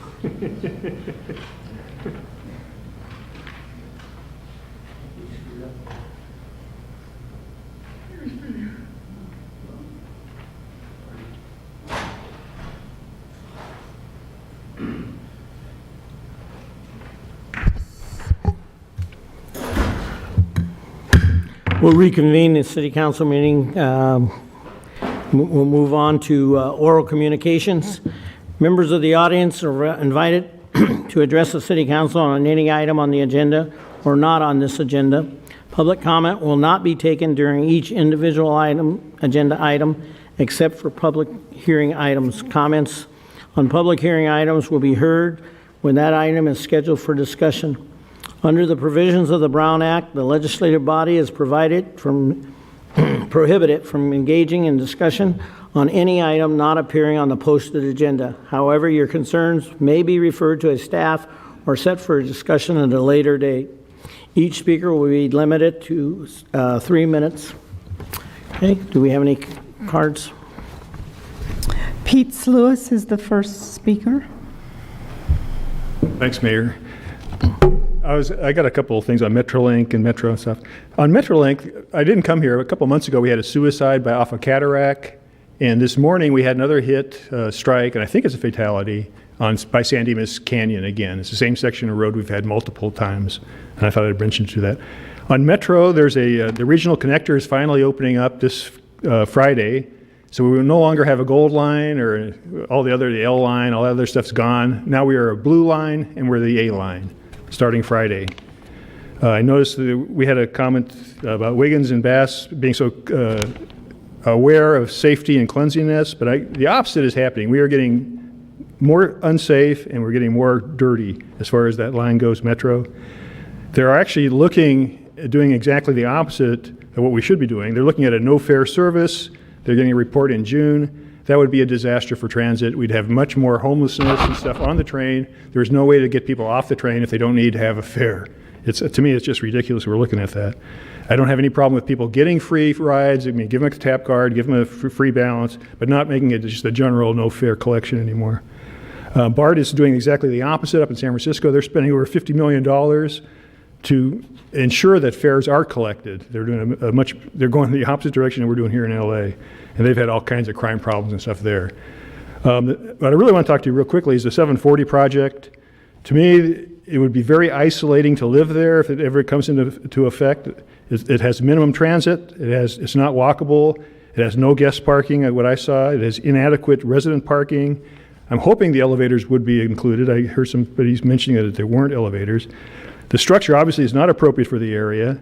If you imagine doing a 4-story, like a 7-Eleven or hotel, or 5-story, whatever that is, that would have all kinds of people protesting it also.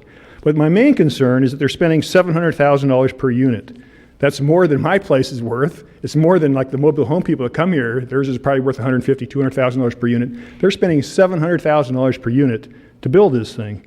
That's coming from, I'm sure, from the state and from the federals and from maybe, I think it was $7 million coming from the county. But to me, it's a way more than it should. By spending that much on 50 units, they could have probably done 500 units somewhere else in a mobile home park or something small housing or somewhere else. It's a gross waste of money. It's also on a premium street.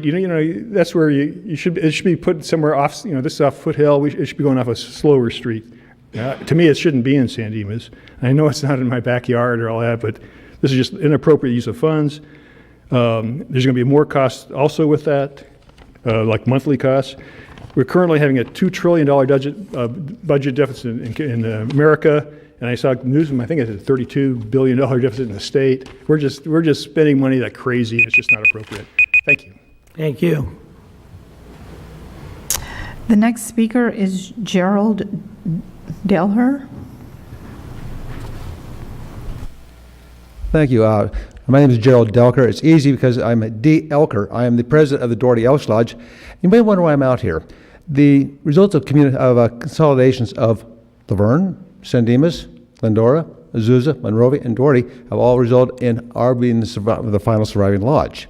We've been serving your lodge, your area here for over 10 years, and my job here this year, as I became president for the third time as of April of this year, was to promote what we're doing for your community.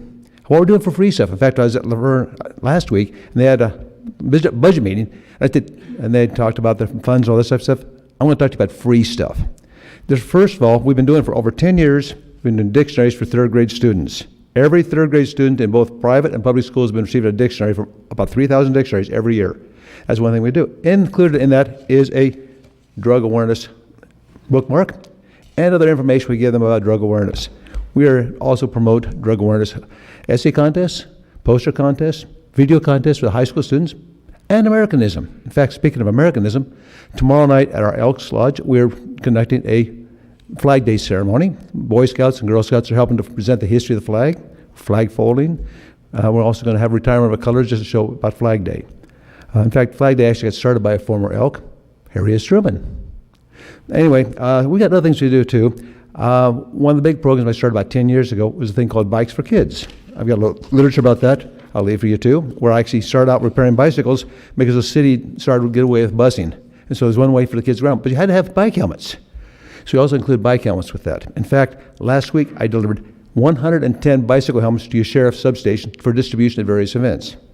Now, we also have been serving your community here for many years when we had the city picnic here in August, where our members are helping to cook and serve the dinners. Nowadays, you're using the food trucks, but we still have been there for the last few years, and I will again be here on August the 5th to distribute more bicycle helmets to the students and maybe have a game for them to play too. So we're really helping that out. We also have scholarships available, both personal and vocational scholarships that can be available for any adult in here that wants to go back for a 2-year program. In fact, we have in the state $50,000 that goes out for that fashion. So it's the way we can happen. I haven't addressed the problem of homelessness around here. One of the biggest homeless persons we have are the veterans. The Elks we've got a program that's going for 75 years for various veterans programs. And to help you homeless, do you know that there are 4 facilities in El Monte that actually have serving the veterans, homeless veterans? We actually serve this El Monte Veterans Village, which has 40 units there for formerly homeless veterans, and I do dinner for them every the 4th and 5th Wednesday of the month. In fact, coming up the 23rd of this month, there are about 10 of us going out to the Rancho Cucamonga Quakes game. So we're trying to promote it that way.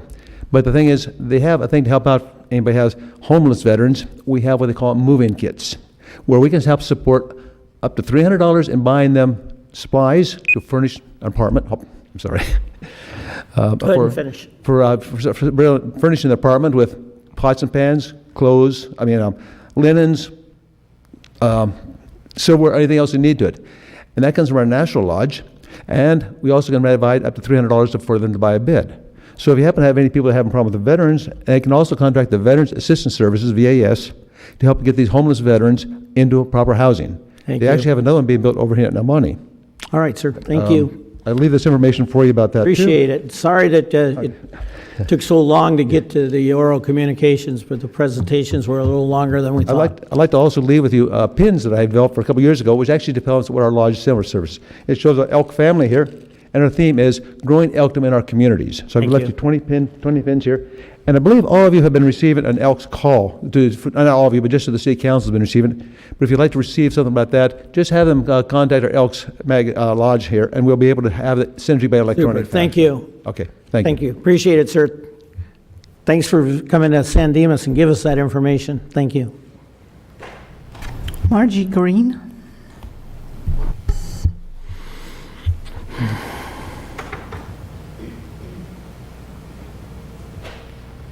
Good evening, City Council and all you city workers. I want to say thank you so much from the San Dimas Historical Society. I'm proud to say I'm president of San Dimas Historical Society, and we're located in the Walker House. That is 121 North San Dimas Avenue, and that is where we have our museum gift shop, and we're so excited about having the new restaurant, Vincenzo's, downstairs on the first floor. They've been great neighbors so far. They've only been open for a few weeks. We're changing our hours around for the museum and gift shop. We're going to be open on Tuesday and Thursdays. We're an all-volunteer organization, so we'll be expanding our hours as soon as we can, but right now we'll be there from noon to 3 o'clock during the week, and please come by and visit. If you're there on the days that we're not open, you're welcome to walk around the building and look at the pictures that are on the wall, the historic pictures that are on the walls. They have captions on them telling what and where they were and what time the picture was taken. So please come and enjoy the Historical Society in the Walker House. It's historic and it's beautiful in there. I haven't had a chance to eat at the restaurant yet, but I understand it's absolutely wonderful. So when you come for lunch this next week, do it on a Tuesday and a Thursday and enjoy the Historical Society upstairs. We're also open on the second Saturday of the month. That's from 10 until 1 o'clock. And that second Saturday, we have a guided walking tour of the downtown historic district given by Dave Harbin. If you would, just call and leave a message on our phone that you're going to be there. Last week, we had a lot from Laverne Chamber, the Laverne Historical Society come for the walk, and it was really wonderful having that many people in the building. We've also had some children from the schools, the 3rd and 4th graders come through. We've had a great time showing them around the building. So, and also this coming Saturday, I believe we have the coffee and cars put on by the Parks and Rec, and that's from 8 in the morning until 10, and the Historical Society will be open that day too. So come on by this coming Saturday, and then remember the second Saturday of the month. Thank you very much. Thank you. Those are all the speaker cards, Mayor. Anyone wishing to speak to the council at this time?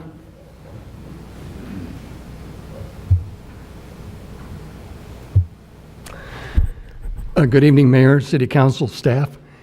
Just as a community member, the Sheriff's Department is conducting a fentanyl information called seminar at the Bonita Performing Arts Center at San Dimas High School this Thursday from 6 to 7:30. And I encourage all residents to come and get updated about what I'll call this crisis going on in our community. It's a real opportunity. We've got an excellent Sheriff's Department, and I think there's some good knowledge to be had. So this Thursday, the 15th, 6 to 7:30 at the Bonita Performing Arts Center next to San Dimas High School. Thank you. Thank you. Cap Mash, do you see a reason to follow up on that?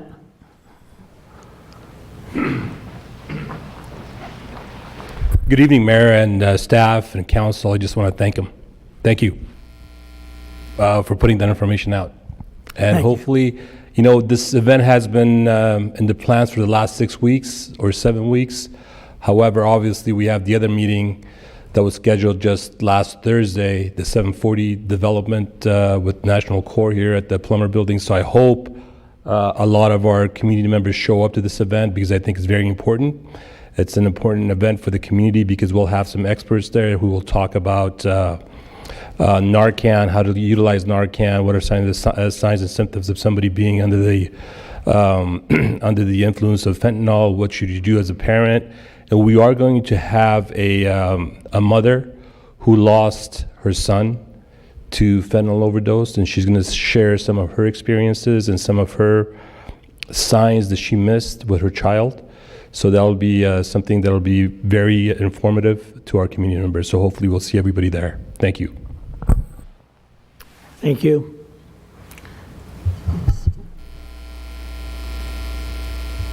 Anyone else wishing to speak to the council at this time? Seeing none, we'll move on to the consent calendar. All items on the consent calendar are considered to be routine and will be enacted by one motion unless a member of the city council requests a separate discussion. At this time, Councilman Ebner would like to just make a comment prior to making a motion. Sure. This is on item 4. It talks about getting $863,000 for Senate Bill 1 funds. That's for road improvements and maintenance. And I just wanted to express, I guess, my appreciation, and I'm glad that the staff and city council have adopted an approach to road repair, which is actually a long-term solution to the roads. So instead of repairing them with a patch or something like that that lasts 5, 10 years, 15 years, we're making sure that everything we've submitted under SB, for these SB1 to get in the pipeline for these funds, and there's a chart with about 7 different projects, has a 20 to 30 year lifespan. And that's really a nice way, I think, to keep our roads gradually improving and make them last for a long time. Just wanted to express my appreciation for the staff report and for that funding. Making a motion. I will make a motion to approve the consent calendar. Second. All in favor? I understand Councilman Vienna is going to abstain on, okay. On item number 10, we'll do a roll call.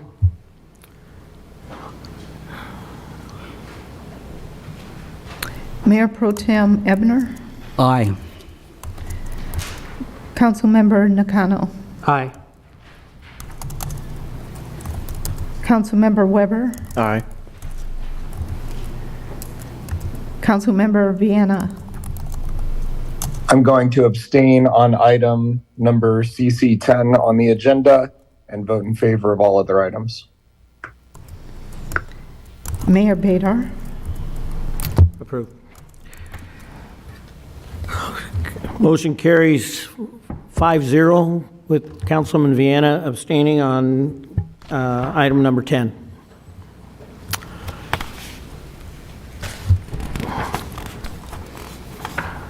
We'll move on to item number 2, discuss zoning, design, and development standards for the city. Could include an ordinance or minimize negative impacts related to Senate Bill number 9, which requires cities to ministerially approve subdivisions on single-family zone parcels into 2 parcels and developments of 2 residential units on a single-family zone parcel. Louis? Thank you. Good evening, Mayor, members of the City Council. Again, as the Mayor mentioned, this is a discussion to discuss optional development standards that would be included to an ordinance that would ultimately be brought back to the City Council. This item was continued from the March 28th and meeting in May. The presentation in the staff report was presented at the March 28th meeting. The information has not changed.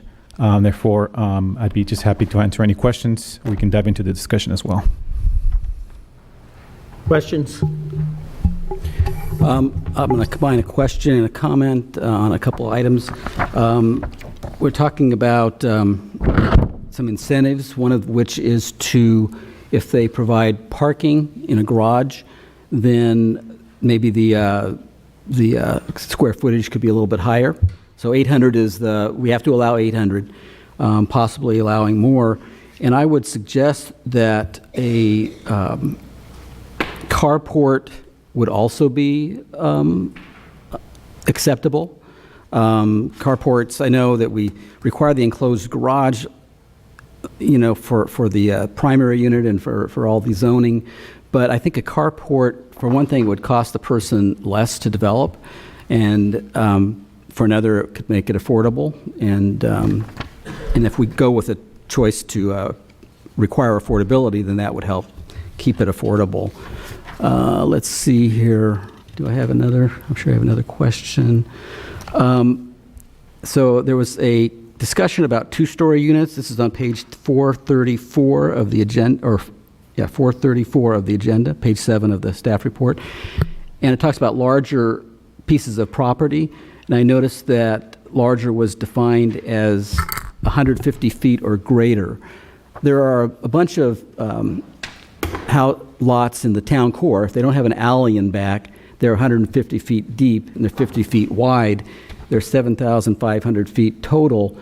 And I would say that really, in my mind, is not a larger lot. So I agree with the concept that if it's larger, let's allow the second unit to be larger, 2 stories. But I think we should have a minimum lot size, and the minimum I would propose would be 8,000 square feet. And if anybody wanted to propose a larger minimum, that would be fine. But I just, in living in the town core, the 150 by 50 lots, I don't consider really larger. And That's about it for right now until we get to the options.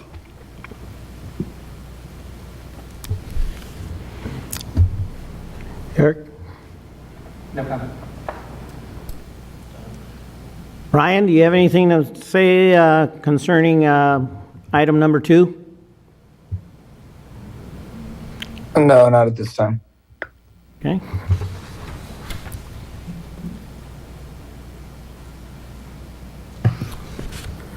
So again, at this option, we would just be asking if there's a preference on which option we could move forward with. There was 3 that presented. One option would be the least restrictive, which would have no restrictions at all. Both units could be developed per our existing development standards.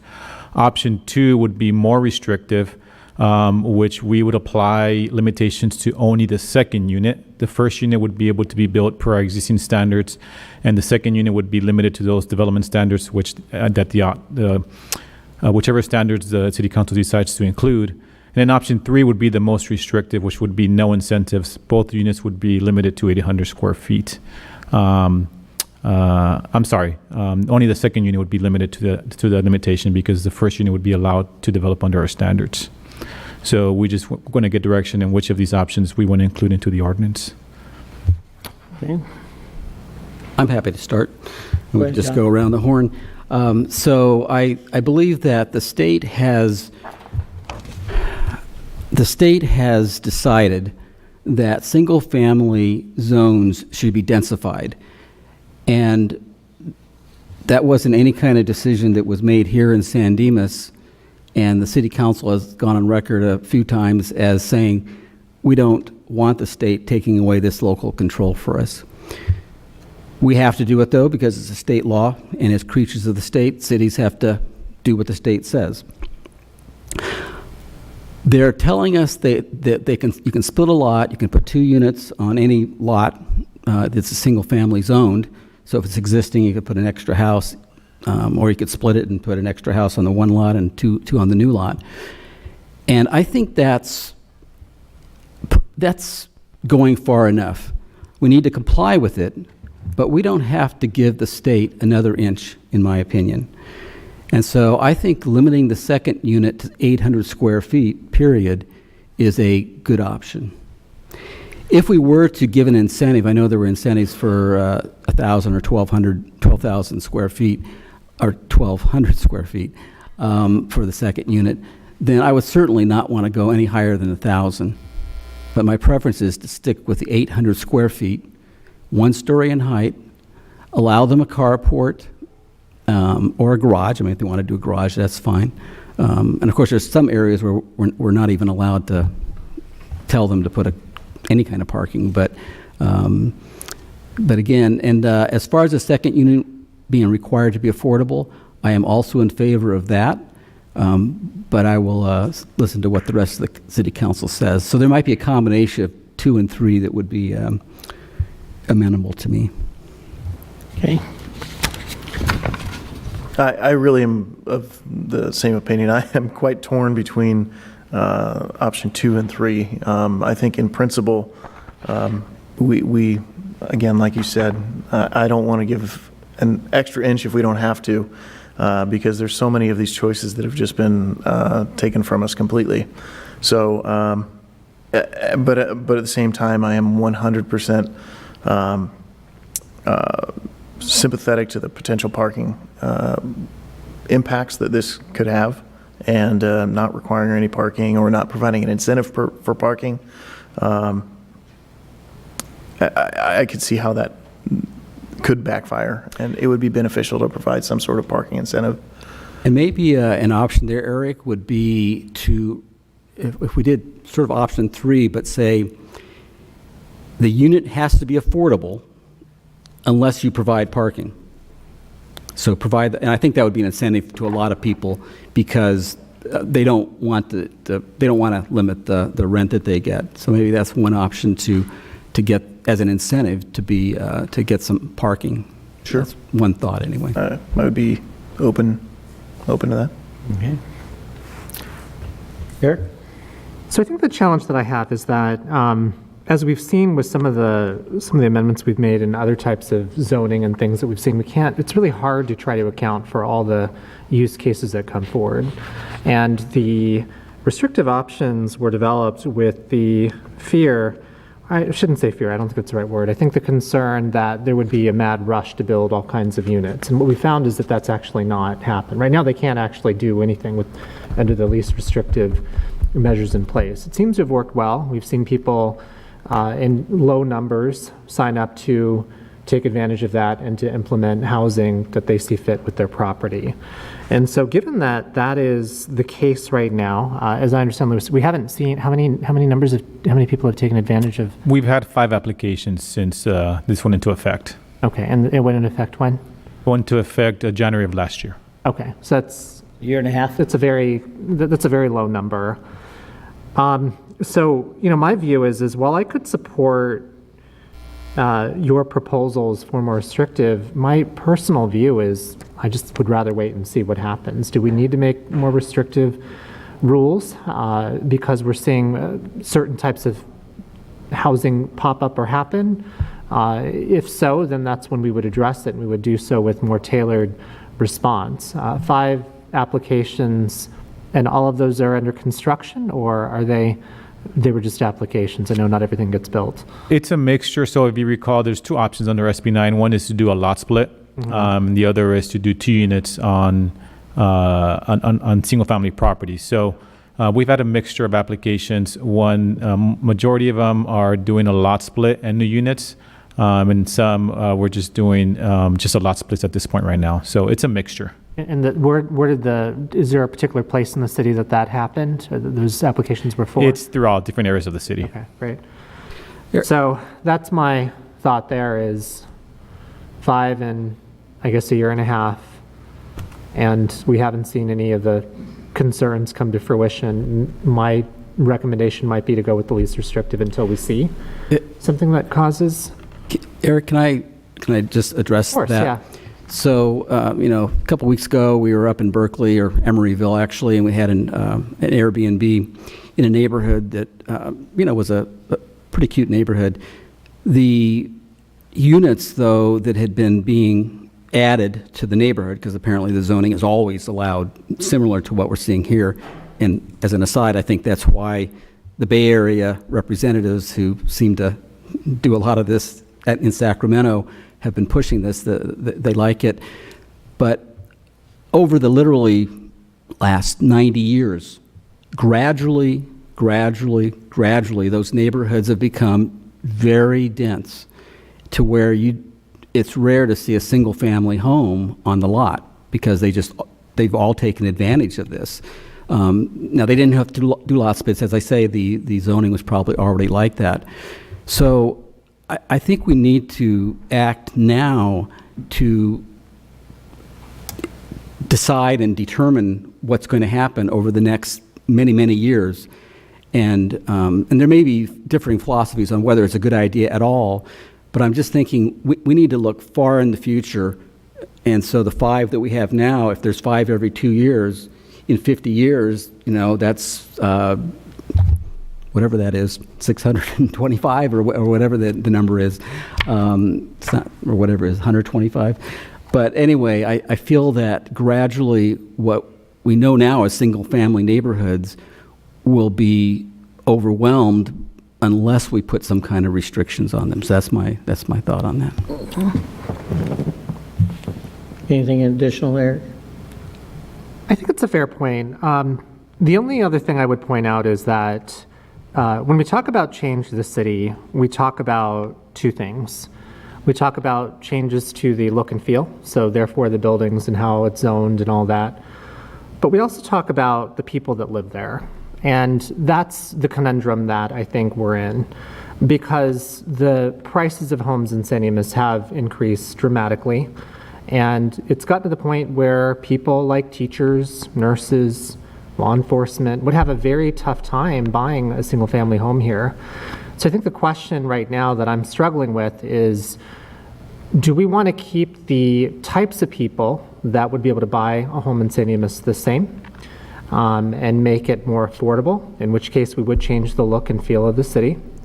Or do we want to keep the look and feel of the city without some sort of additional housing built around the state? The prices will continue to rise and the makeup of the residents will change. They'll become wealthier. They won't look like the types of people that I went to school with, and the types of people perhaps even on working in our city government and on this council. And so that's where I'm struggling a little bit to try to figure out what the right balance is, because I would really hate to see our city, our town, become a place where there are just millionaires. Oh, I completely agree, and that's why requiring them, so it's not going to happen by just building a bunch of houses. It really is not. The places that don't have some kind of controls over the affordability or not, they're just all market rate. And so if you go around town and you see a duplex like a couple doors up from mine and some second units in the back that are all throughout the town core, you'll find the rents there are high already because that's what the market can bear. So a person who builds that second unit in their backyard, they're looking to maximize their income. It's because it costs a ton of money to build the thing in the first place. So I completely agree that we don't want San Dimas to lose the demographic that we've all grown up with, and frankly, I was part of the entire, up until my working life.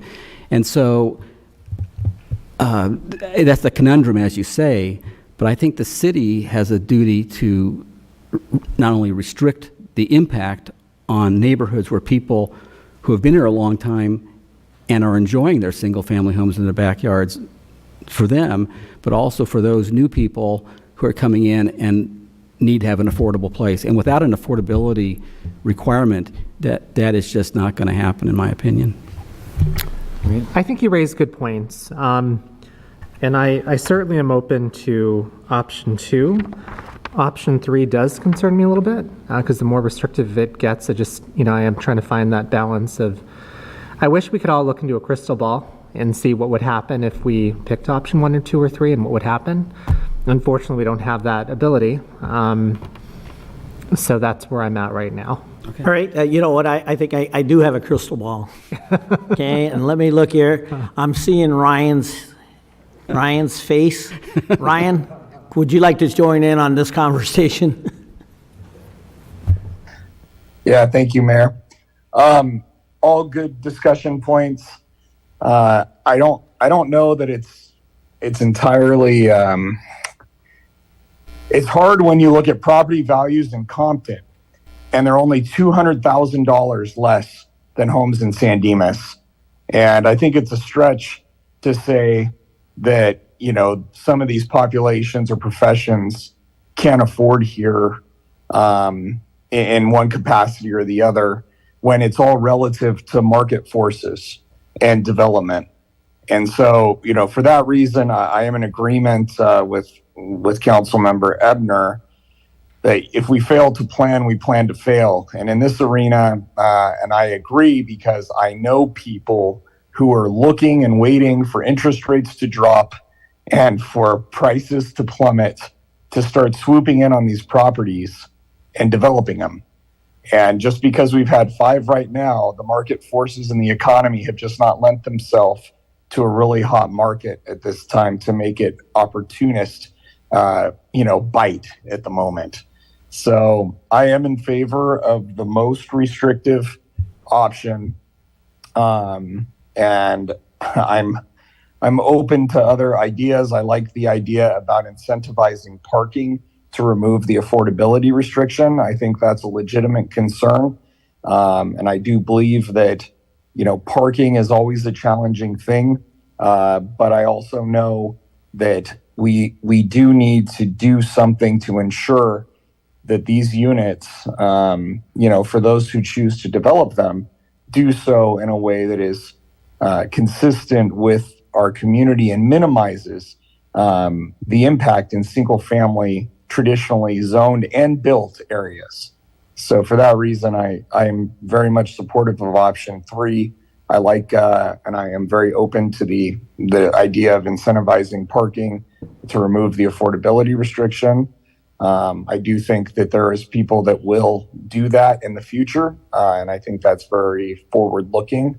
So I like that, but I believe if we wait to see what happens, understanding the 5 applications, I know people, ironically, and other professions that are looking and have in fact bought in neighboring cities with intentions. And it's actually quite fascinating because they pretty much have the ADU layout that they want, that they know we have to approve.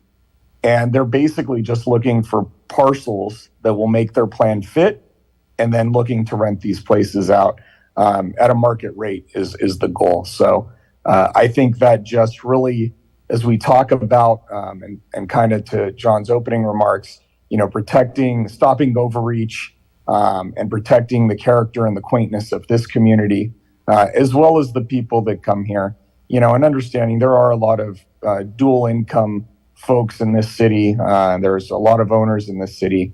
We're not a big renter population here, and so for that reason, I am where I am. Thanks. Thank you. Anyone else? Anything else to say? I too am supportive of the option number 3, and most restrictive, and I'm okay with the parking issue. As we all know, it is not going to be much longer that we're going to have the option to do something with affordable parking.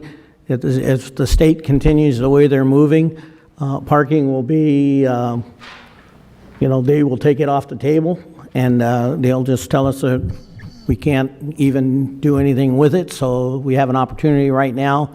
So I would be supportive of that second unit dropping it if the and allowing a parking space. But I think we are going to have great issues with parking.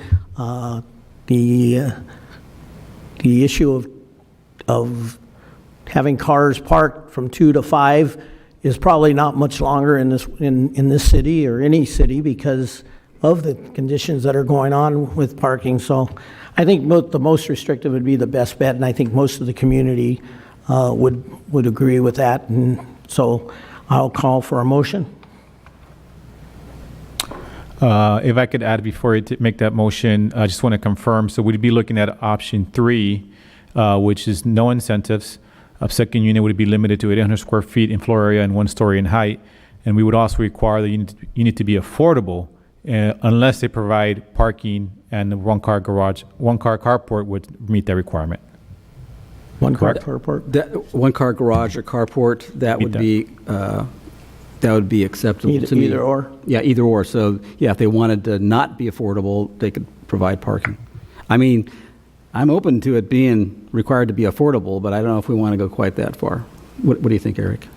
Yeah, thinking more about that, the parking issue boils down to getting cars off of the street for permanent parking. So, if the parking incentive, to me, doesn't even necessarily, as I envision that, it accomplishes the goal if it's open air parking, but it's just on private property. I don't know what the appetite for that would be with everybody else, but, a carport is fantastic. I have no problem with a carport or a garage, but, if we're truly trying to incentivize parking and get people off of the street for, permanent parking, then, any option that keeps them on a driveway or private property is fine with me. And if they didn't want to do that parking at all, then it's got to be affordable? Is that the idea? Yeah. I think at this point that's... I just worry in what we're saying here that the more I think about it, that when you look at folks that, are going to look at an affordable unit, what does that look like in terms of vehicles? And sometimes there's inoperable vehicles and other types of things that come along with that. I don't want to miss the mark. I know what we're trying to do. I don't know if we're going to get the desired outcome as it relates. I almost wonder if requiring the parking for the affordability is more prudent than not. So Ryan, I appreciate what you're saying. What do you, say that again about, is there an incentive or not to have the parking? Yeah, and well, that's what I'm trying to think through is that, if we're going to say you build the unit and you create parking, then you potentially could do market rate, rentals, if you will, if that's what you wanted to do. But I'm saying as it relates to an affordability unit, if you're going to do an affordable unit, not requiring the parking, I think might have an inverse effect. Maybe not do what we're hoping it's going to do. So I'm saying it might make more sense to require the parking, even if it's an affordable unit, than not. So no incentive then, I think is what you're saying. Yeah, so we can't require parking. In this case here, we'd be getting the parking through an incentive where we're no longer requiring the unit to be affordable. So we can't just require parking outright because the law prohibits it. Okay, then I like where we're at. Okay. If I may add to the conversation, because I know we're looking at parking as a trigger for market rate. Let's understand why we're in the discussion. This was the Councilmember Ebner who had asked to put restrictions on a state-imposed law that took away our local control. The council has always had and will retain the ability to change its zoning code to allow for more affordable housing and more flexibility in a single-family zone. We still retain that ability in our code. But what we hear is because of the specificness of retaining as much local control. And so as I look at option number 3, what I'm hearing about the intent of the council, we want to put the most restrictions on the state's imposed requirements, but we want to offer an incentive that if we get parking, which we can't require on the lot split, that you get some benefit out of that. And I think what we're missing, and this is why I would recommend, in order to accomplish your goal, to just approve option 3 as is. Adding one parking that converts to market rate, we have to understand under the current code, if I have 4 vehicles on property for people living in an 800 unit, which you can have under the building code, we will be granting 3 on-street parking for that. And so if the goal is to encourage additional affordable housing as part of the restrictions, which you have the ability to do under SB 9, my recommendation is keep it affordable, see if there's going to be a negative effect with that, and then revisit the restrictions and lighten the restrictions, as opposed to taking a lesser restrictive, waiting for an impact, and then trying to impose additional restrictions on this, because we're fully in the control to lighten the load or change our zoning code. And so if the goal is really to restrict the implementation of the state's imposed law, I would say just go with option number 3 with no changes. I think we need to be careful in how we frame this, especially in light of discussions or looking at what the state's doing and in some other municipalities as it relates to the exact discussion that we're having right now and how we frame this. I don't think that the council's intention by any means is to discourage affordable housing or anything of that nature per se. But I do think, we're working to try to protect the single family homes and the quality of life and the character of the communities while doing it in a way that is tactful and consistent with the community here. I'm wondering, Chris, how does one attribute, like you're saying about parking? So if someone, and for example, there are homes that have 5 or 6 vehicles right now today, and they're parked all over their property, how would we even know what vehicles go to what? Is that something in process that we're going to require? If somebody is applying for an annual on-street parking permit, we validate registration of those vehicles to the specific house. We then verify that the available locations of parking are in fact available. So if you have 2 spaces and a parking garage and you decide to use the garage for storage, if you only had 2 vehicles and only had the ability to park them in the garage, the fact that you eliminated those 2 parking spots internally would then mean you're not eligible for 2 on-street parking. The purpose is, before we grant an on-street parking permit, you shall use all spaces that were designed for the storage of a vehicle or parking of a vehicle prior to getting an on-street permit. So if there's 5 vehicles that are registered to that house, and there's only 2 parking spaces available, and you do park 2 there, you would qualify for 3 on-street parking permits in the current code. So if someone builds one of these units and there was ample availability of parking on the parcel, understanding we can't require it, but I mean, one would think that would be the property owner's discretion on whether or not they elect to provide parking on that parcel for that unit? Correct, similar to the requirements that when you have an ADU or a conversion to a garage ADU, you cannot require additional on-premise parking, so that natural conversion would lead to 2 vehicles being placed on the street under our current code. And so if the goal here is really to encourage affordable housing, so we're implementing the state law in accordance to the state law, option 3 incentivizes affordability for that second unit.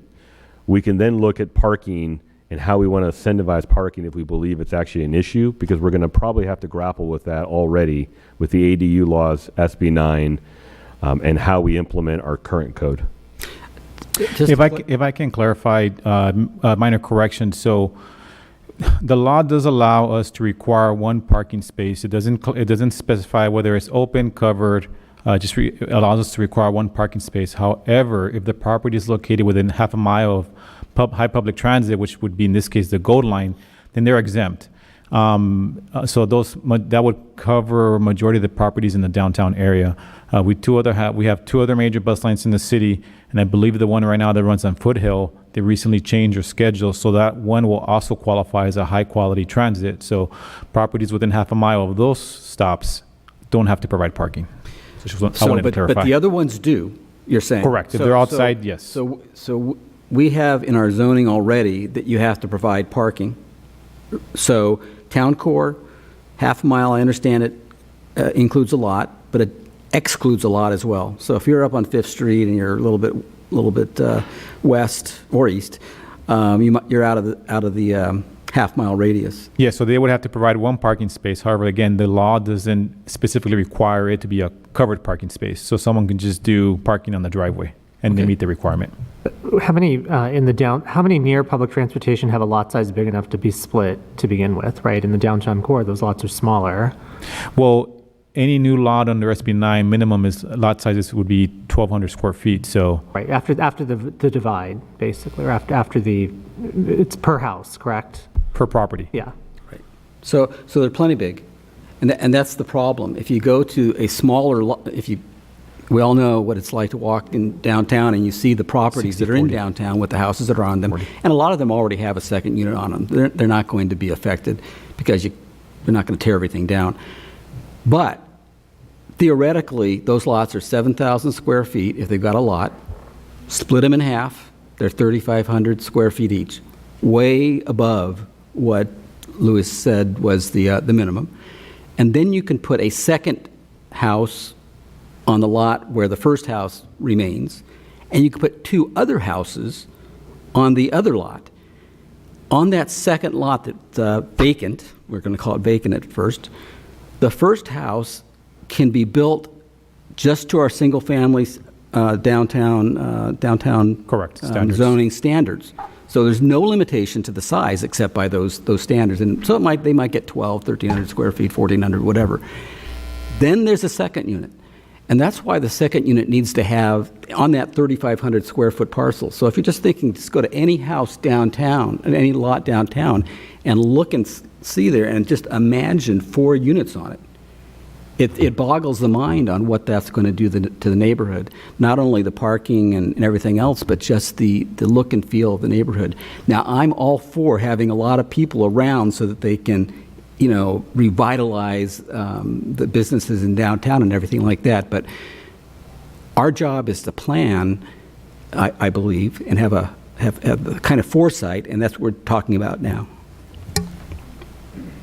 So I'd go back to the most restrictive, like you're saying, and as Chris makes a good point, We can always lighten it later if we feel that, because I don't know what we could do. I guess the incentives would apply only to that half-mile radius to begin with, because we can already require a In terms of parking, correct, parking, yes.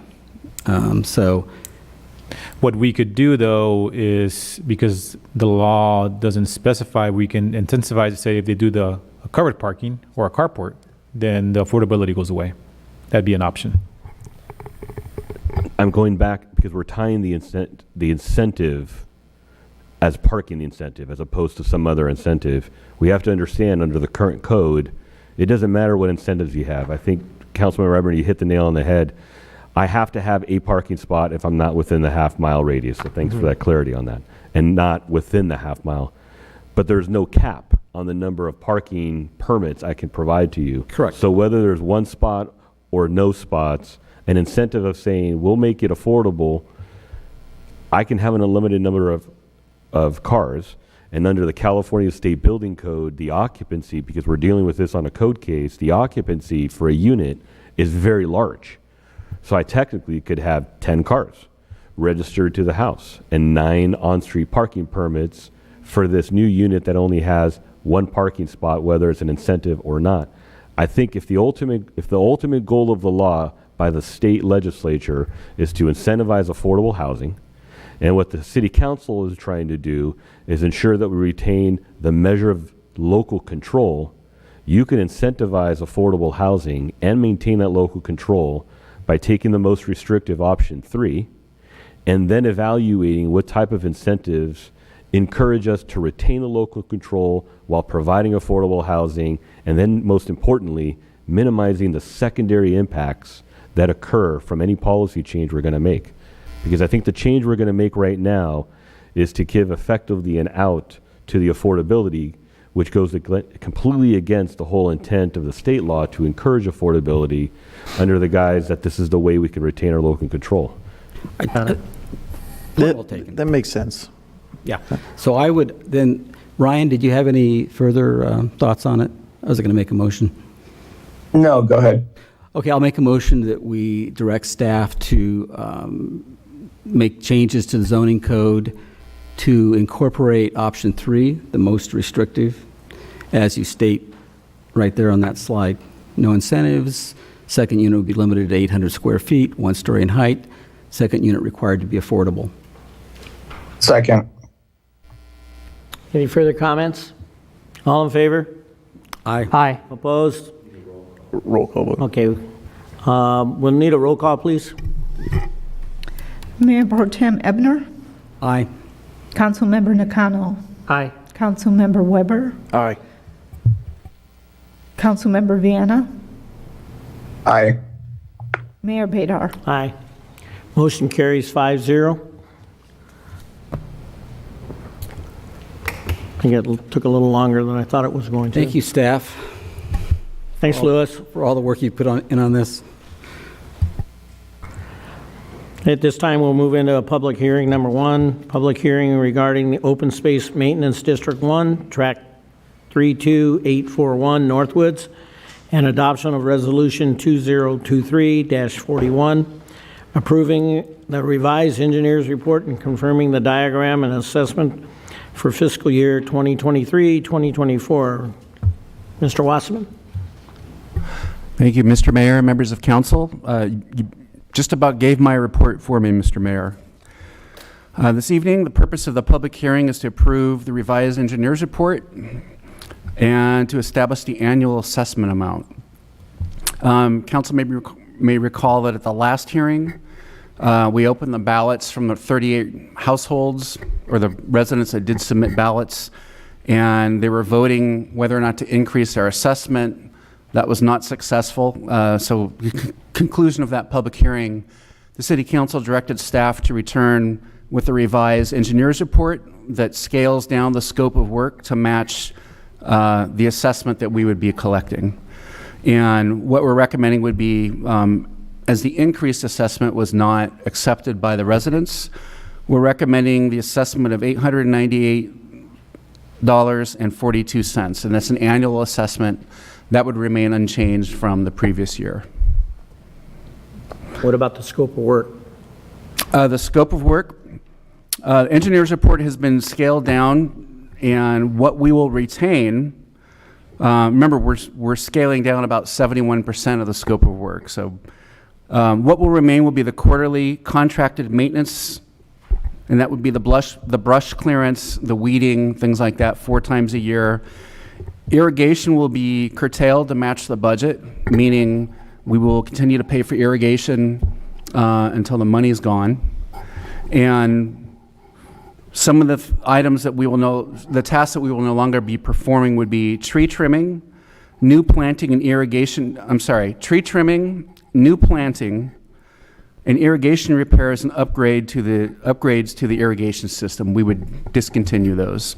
And it is important also to remember that all of the land that's maintained and the assessment is on private property, which means that residents will need to take care of their own trees and irrigate them to supplement the scope of work and the activities in which the city is engaged to maintain the area. And with that, I'll take any questions council may have. Any questions? So I think the first question I have is, because the amount that's being assessed unchanges year from year, that would mean that the scope would decrease every year, correct? I'm not sure I understood the question. Council member, there's an expiration date that's 2027. Okay. So at that point, what happens in 2027? In 2027, the assessment district expires, and unless the council renews it, we will no longer be obligated to maintain any portion of private property. And so the intent was, since the additional cost, which is currently subsidized by the general fund, was not accepted by the residents, as it's private property, we're matching the services, the base services, to the revenue.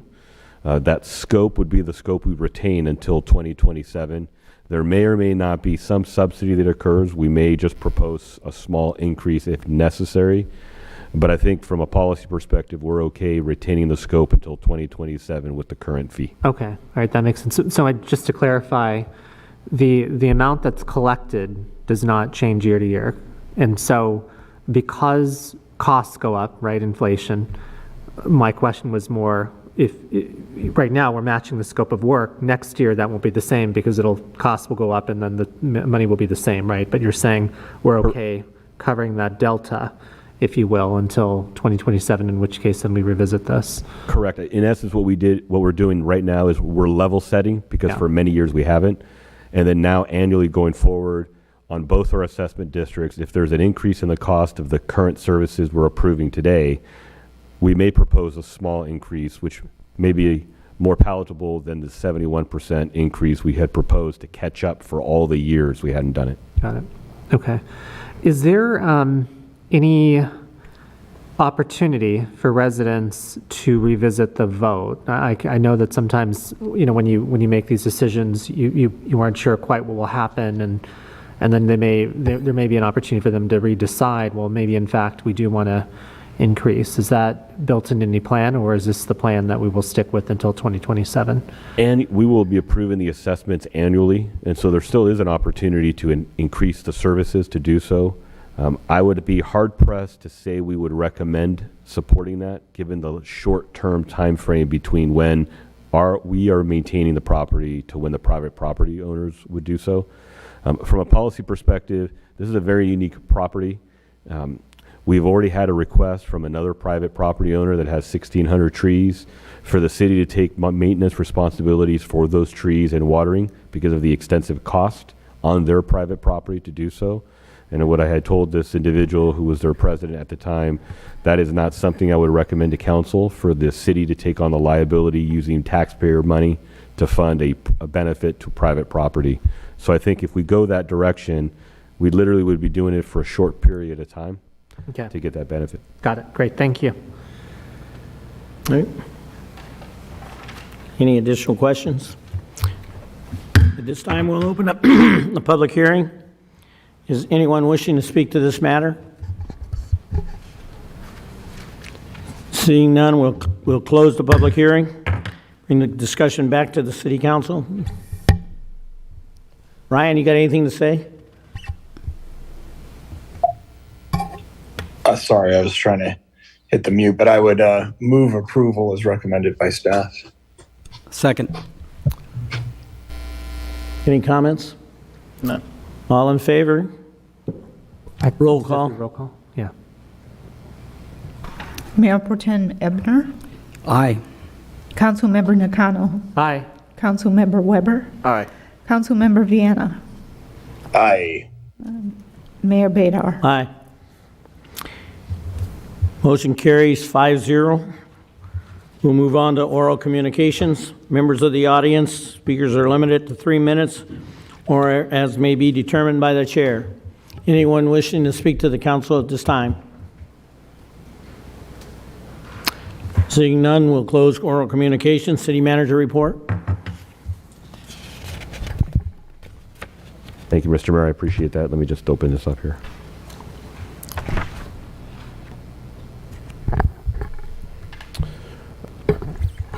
In regards to the 740 East Foothill project, National Corps will be holding an in-person meeting on this project this Thursday, 2 days from now, June 15th at 6:30 p.m. here in the Plummer Building, City Hall complex. This was a requested meeting by National Corps, and it will be National Corps' meeting. Some of us, including myself, will be in attendance to listen to the dialogue and the discussion. On the Foothill project, city staff are also working with the City of Laverne and the County Supervisor's Office for the joint city community meeting on this project, which was requested by both councils.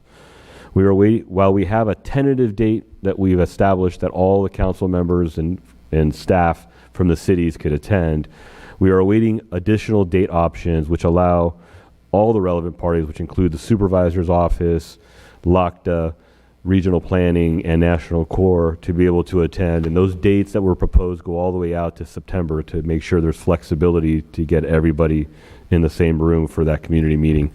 We intend that community meeting to be moderated by an external third party so that we can manage and ensure robust communication, but in a way that's professional and constructive. With regards to the Gold Line, I have several updates. One with regards to the Foothill Transit 499 Express Line. Along the Gold Line, Foothill Transit has been evaluating changes as part of the Gold Line's implementation. They've been doing this across where all the stations are and where they're running their transit line, and not just express lines, but all their lines. In San Dimas, Foothill Transit held public meetings with regards to the 499 Express Line to downtown. On June 30th, Foothill Transit will be moving all their 499 Express Line operations to the Via Verde parking lot, and they will not be continuing service out of the city's parking lot, a park and ride. I appreciated Foothill Transit work to ensure that we actually still retain an express line that comes from our community here in the Via Verde, because I think there is a benefit to it, and so we didn't lose that transit line and option for our residents. With regards to the park and ride, the eminent domain action that was taken by the Gold Line it's come to its fruition, and the Gold Line has formally noticed us that effective July 5th, the city's park and ride will be permanently closed, and construction will begin to convert that parking lot into a Gold Line station parking lot, in which ownership would be retained by the Gold Line and transferred to Metro. We will no longer retain ownership interest in the property. At the Bonita Cataract intersection, the crossing now has full traffic movements and patterns restored after the construction. The crossing is operating safely. However, we are still working to get the traffic signals to operate more efficiently. You'll notice some inefficiency in that processing there. Crews have been out multiple times in the past several weeks, and as recently as yesterday, we've been adjusting the sensors and the programming at that intersection, or at least the Gold Line has. In the meantime, until that fix is there, we can squeeze out the most efficiency.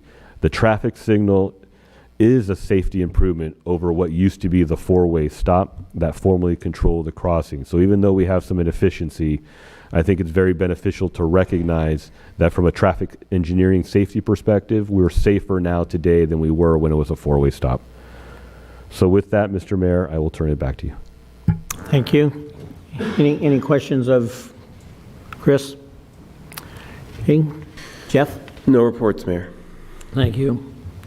Members of the City Council, anyone wishing to report on any meetings attended to paid for by the local agency?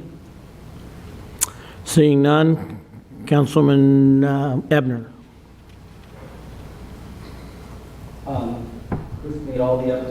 Chris made all the updates that I was thinking about talking about, so I won't go over them. There is one additional. So speaking about the gold line, or I think it's going to be the A line now, actually. It's not the L line, it's going to be the A, so we're going to settle on a letter of the alphabet at some point. But there is a gold line track completion ceremony. It's going to take place in Laverne. It's on not this coming Saturday, but the following Saturday, June 24th at 9:30 a.m. It's near D Street in Laverne. So if you want to go and pop some balloons, then come on over. Okay. That's it. Thank you. Councilman Vienna? Thank you, Mayor. One is I am actually, for those that saw it on the agenda, I am in La Quinta, California. I'm actually here on business for my day job, if you will, training consistent with the California Peace Officer Standards of Training as it relates to field training programs for supervisors, administrators, and coordinators. So very important, deep stuff, but that is why I am remoting in today.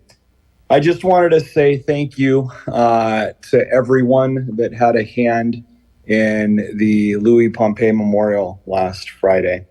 I know each year we go and we honor and we pay our respects there. I was happy to see the entire city council was there. That event happened when I was a youngster here in town, and Chief Egan had a really powerful message this year, and it rings true that it really is on each of us to ensure that we honor him on that day, each day annually, to keep his memory alive. And right now, there's only a few people left in the agency that were there that worked with him. And so it really is through continuing to tell the story and not letting his memory be forgotten that we keep him alive and his spirit alive in our community for the sacrifice he made protecting our residents here. So thank you to Glendora Police Department. Thank you to Mr. Gary Enderly, who each year has a flag flown over the Capitol and replaces that flag at the actual site. If you're not familiar with where the site is, it's actually over by the Vons and the Villa Verde Shopping Center. If you're going towards Villa Verde Park, and you go ahead and you make a left on Puente, or rather you go east on Puente, then you should be able to find it on the south side of the street just after the exits. But stop by there, pay your respects, and thank you, Agent Pompey, for your service to the city of San Dimas that night. Thanks. Councilman Nakano? Thank you, Mr. Mayor. I just want to start again by expressing my gratitude again to the organizers of the Louis Pompey ceremony. It was my first time attending the memorial, and it was very moving to see the number of people there, as well as the words that were shared. How very sad that someone who moved here from Pennsylvania, wanting to start a new life, ended up giving his life to protect his adopted community. And I wanted to wish his family well. I hope that they have been able to find peace in the coming years. No one ever really recovers from a tragedy like that, and my heart goes out to them. It is a ceremony and a memorial that I intend to attend every year, and I hope to continue to see the San Dimas City Council as well as residents show up in force. The second item is that just as Councilman Vienna is absent, well, he's present by Zoom, but I'll be away for business next council meeting as well, so I'll be in London. And given the time change, the time difference, I believe it's something like, I want to say like 8 or 9 hours, it just isn't, it's not really feasible to be able to Zoom in. So unfortunately, it will not be, no, actually, wait, let me think about this. I'm attending, but I'm leaving. It's late. I'm actually going to be leaving early, the meeting, because I'm going to be catching a flight at around between 8 and 8:30, and then flying to London after that. So if you see me get up in the middle of the meeting, don't be alarmed. I plan on attending and being engaged, at least hopefully for all the meeting if we can end by 8:30, but if not, the beginning part of it. And the last part I wanted to acknowledge is June is Pride Month, and I know that there are a lot of questions about why the LGBT community and allies celebrate and recognize Pride. And as somebody who is LGBT, when I was growing up, especially in this area, I was told throughout my entire childhood and my early years that being gay was a sin, that being gay was wrong, and that unless I changed in some way, there was really no future for me. And Pride, in many ways, is a way of recognizing that you can be proud of who you are, that you can take pride in the fact that you are different, and that people in this community in San Dimas will still embrace you for everything that you are.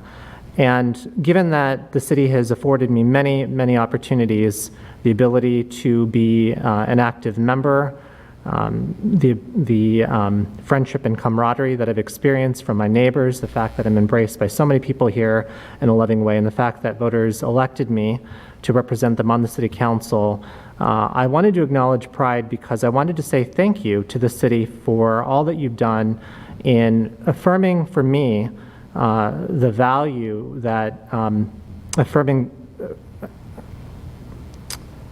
making me feel that I belong and affirming that I am a valued member of this community.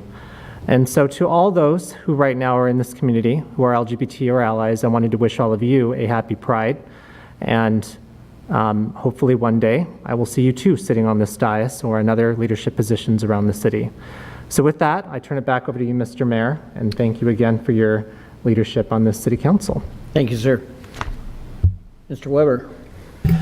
The only thing that I have is just touch on the Louis Pompey Memorial as well. It was an honor to join the rest of the council and be there. I try to show up as often as I possibly can. I think lately, the past couple of years, work has kept me away from the memorial, so I was very happy that it was on a Friday on my day off. It was really great to see not only our San Dimas deputies, which I'm very grateful that they come by and show their support every single year, but city staff, the rest of the council, and members of the community. I think it's really special that so many of us continue to remember him. As some know, I used to work for the Glendora Police Department for the first 10 years of my career. And it would be an understatement to say that that incident, when I was about 11 years old is when it happened, but that incident had a huge part in shaping me and my career path. And as a matter of fact, that Thursday before, I guess June 8th, I was giving a presentation to the Community Police Academy at my day job. I'm a coordinator, and I put that on, and it was the last session that we had for a 9-week block of instruction. And at the very end, we talk about why we got into law enforcement and what our motivators were, and how we ended up where we were, or where we are today.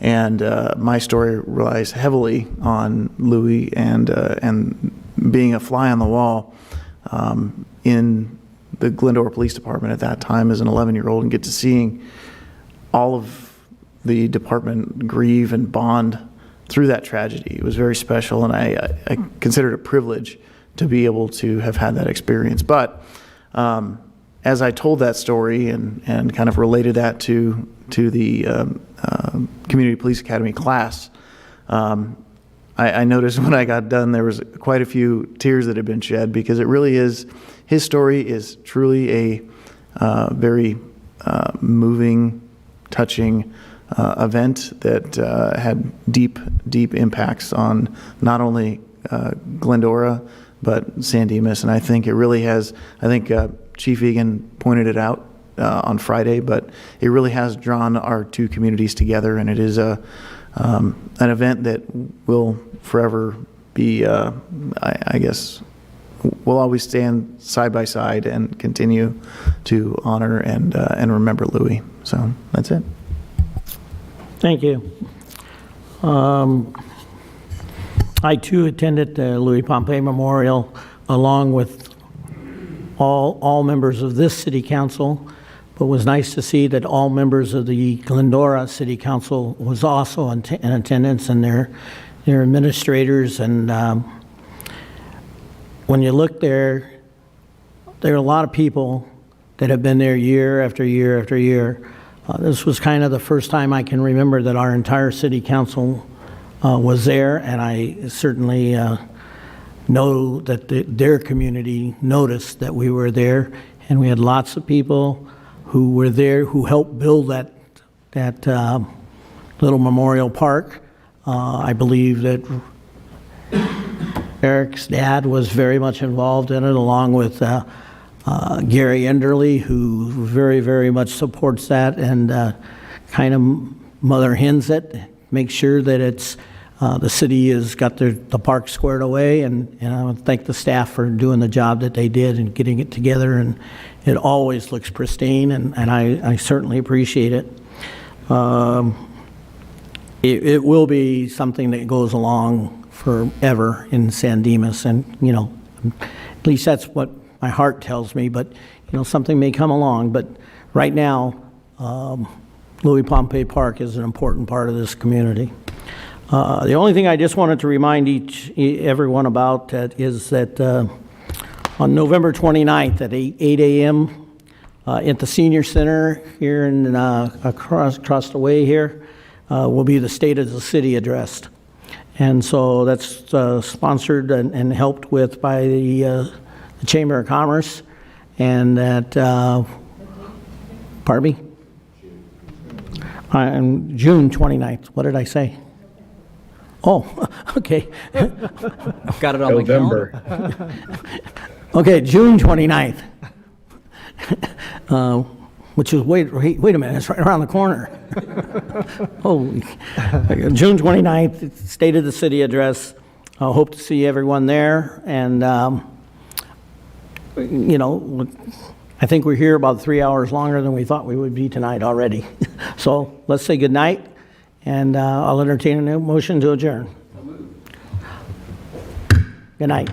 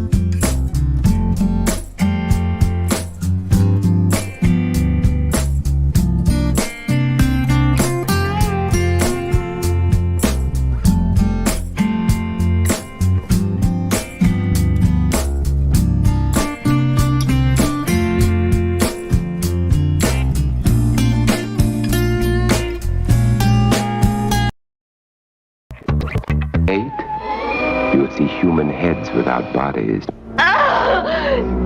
Mysterious pools of blood dripping from the ceiling. The walls move slowly in against you. Don't try to escape, you can't.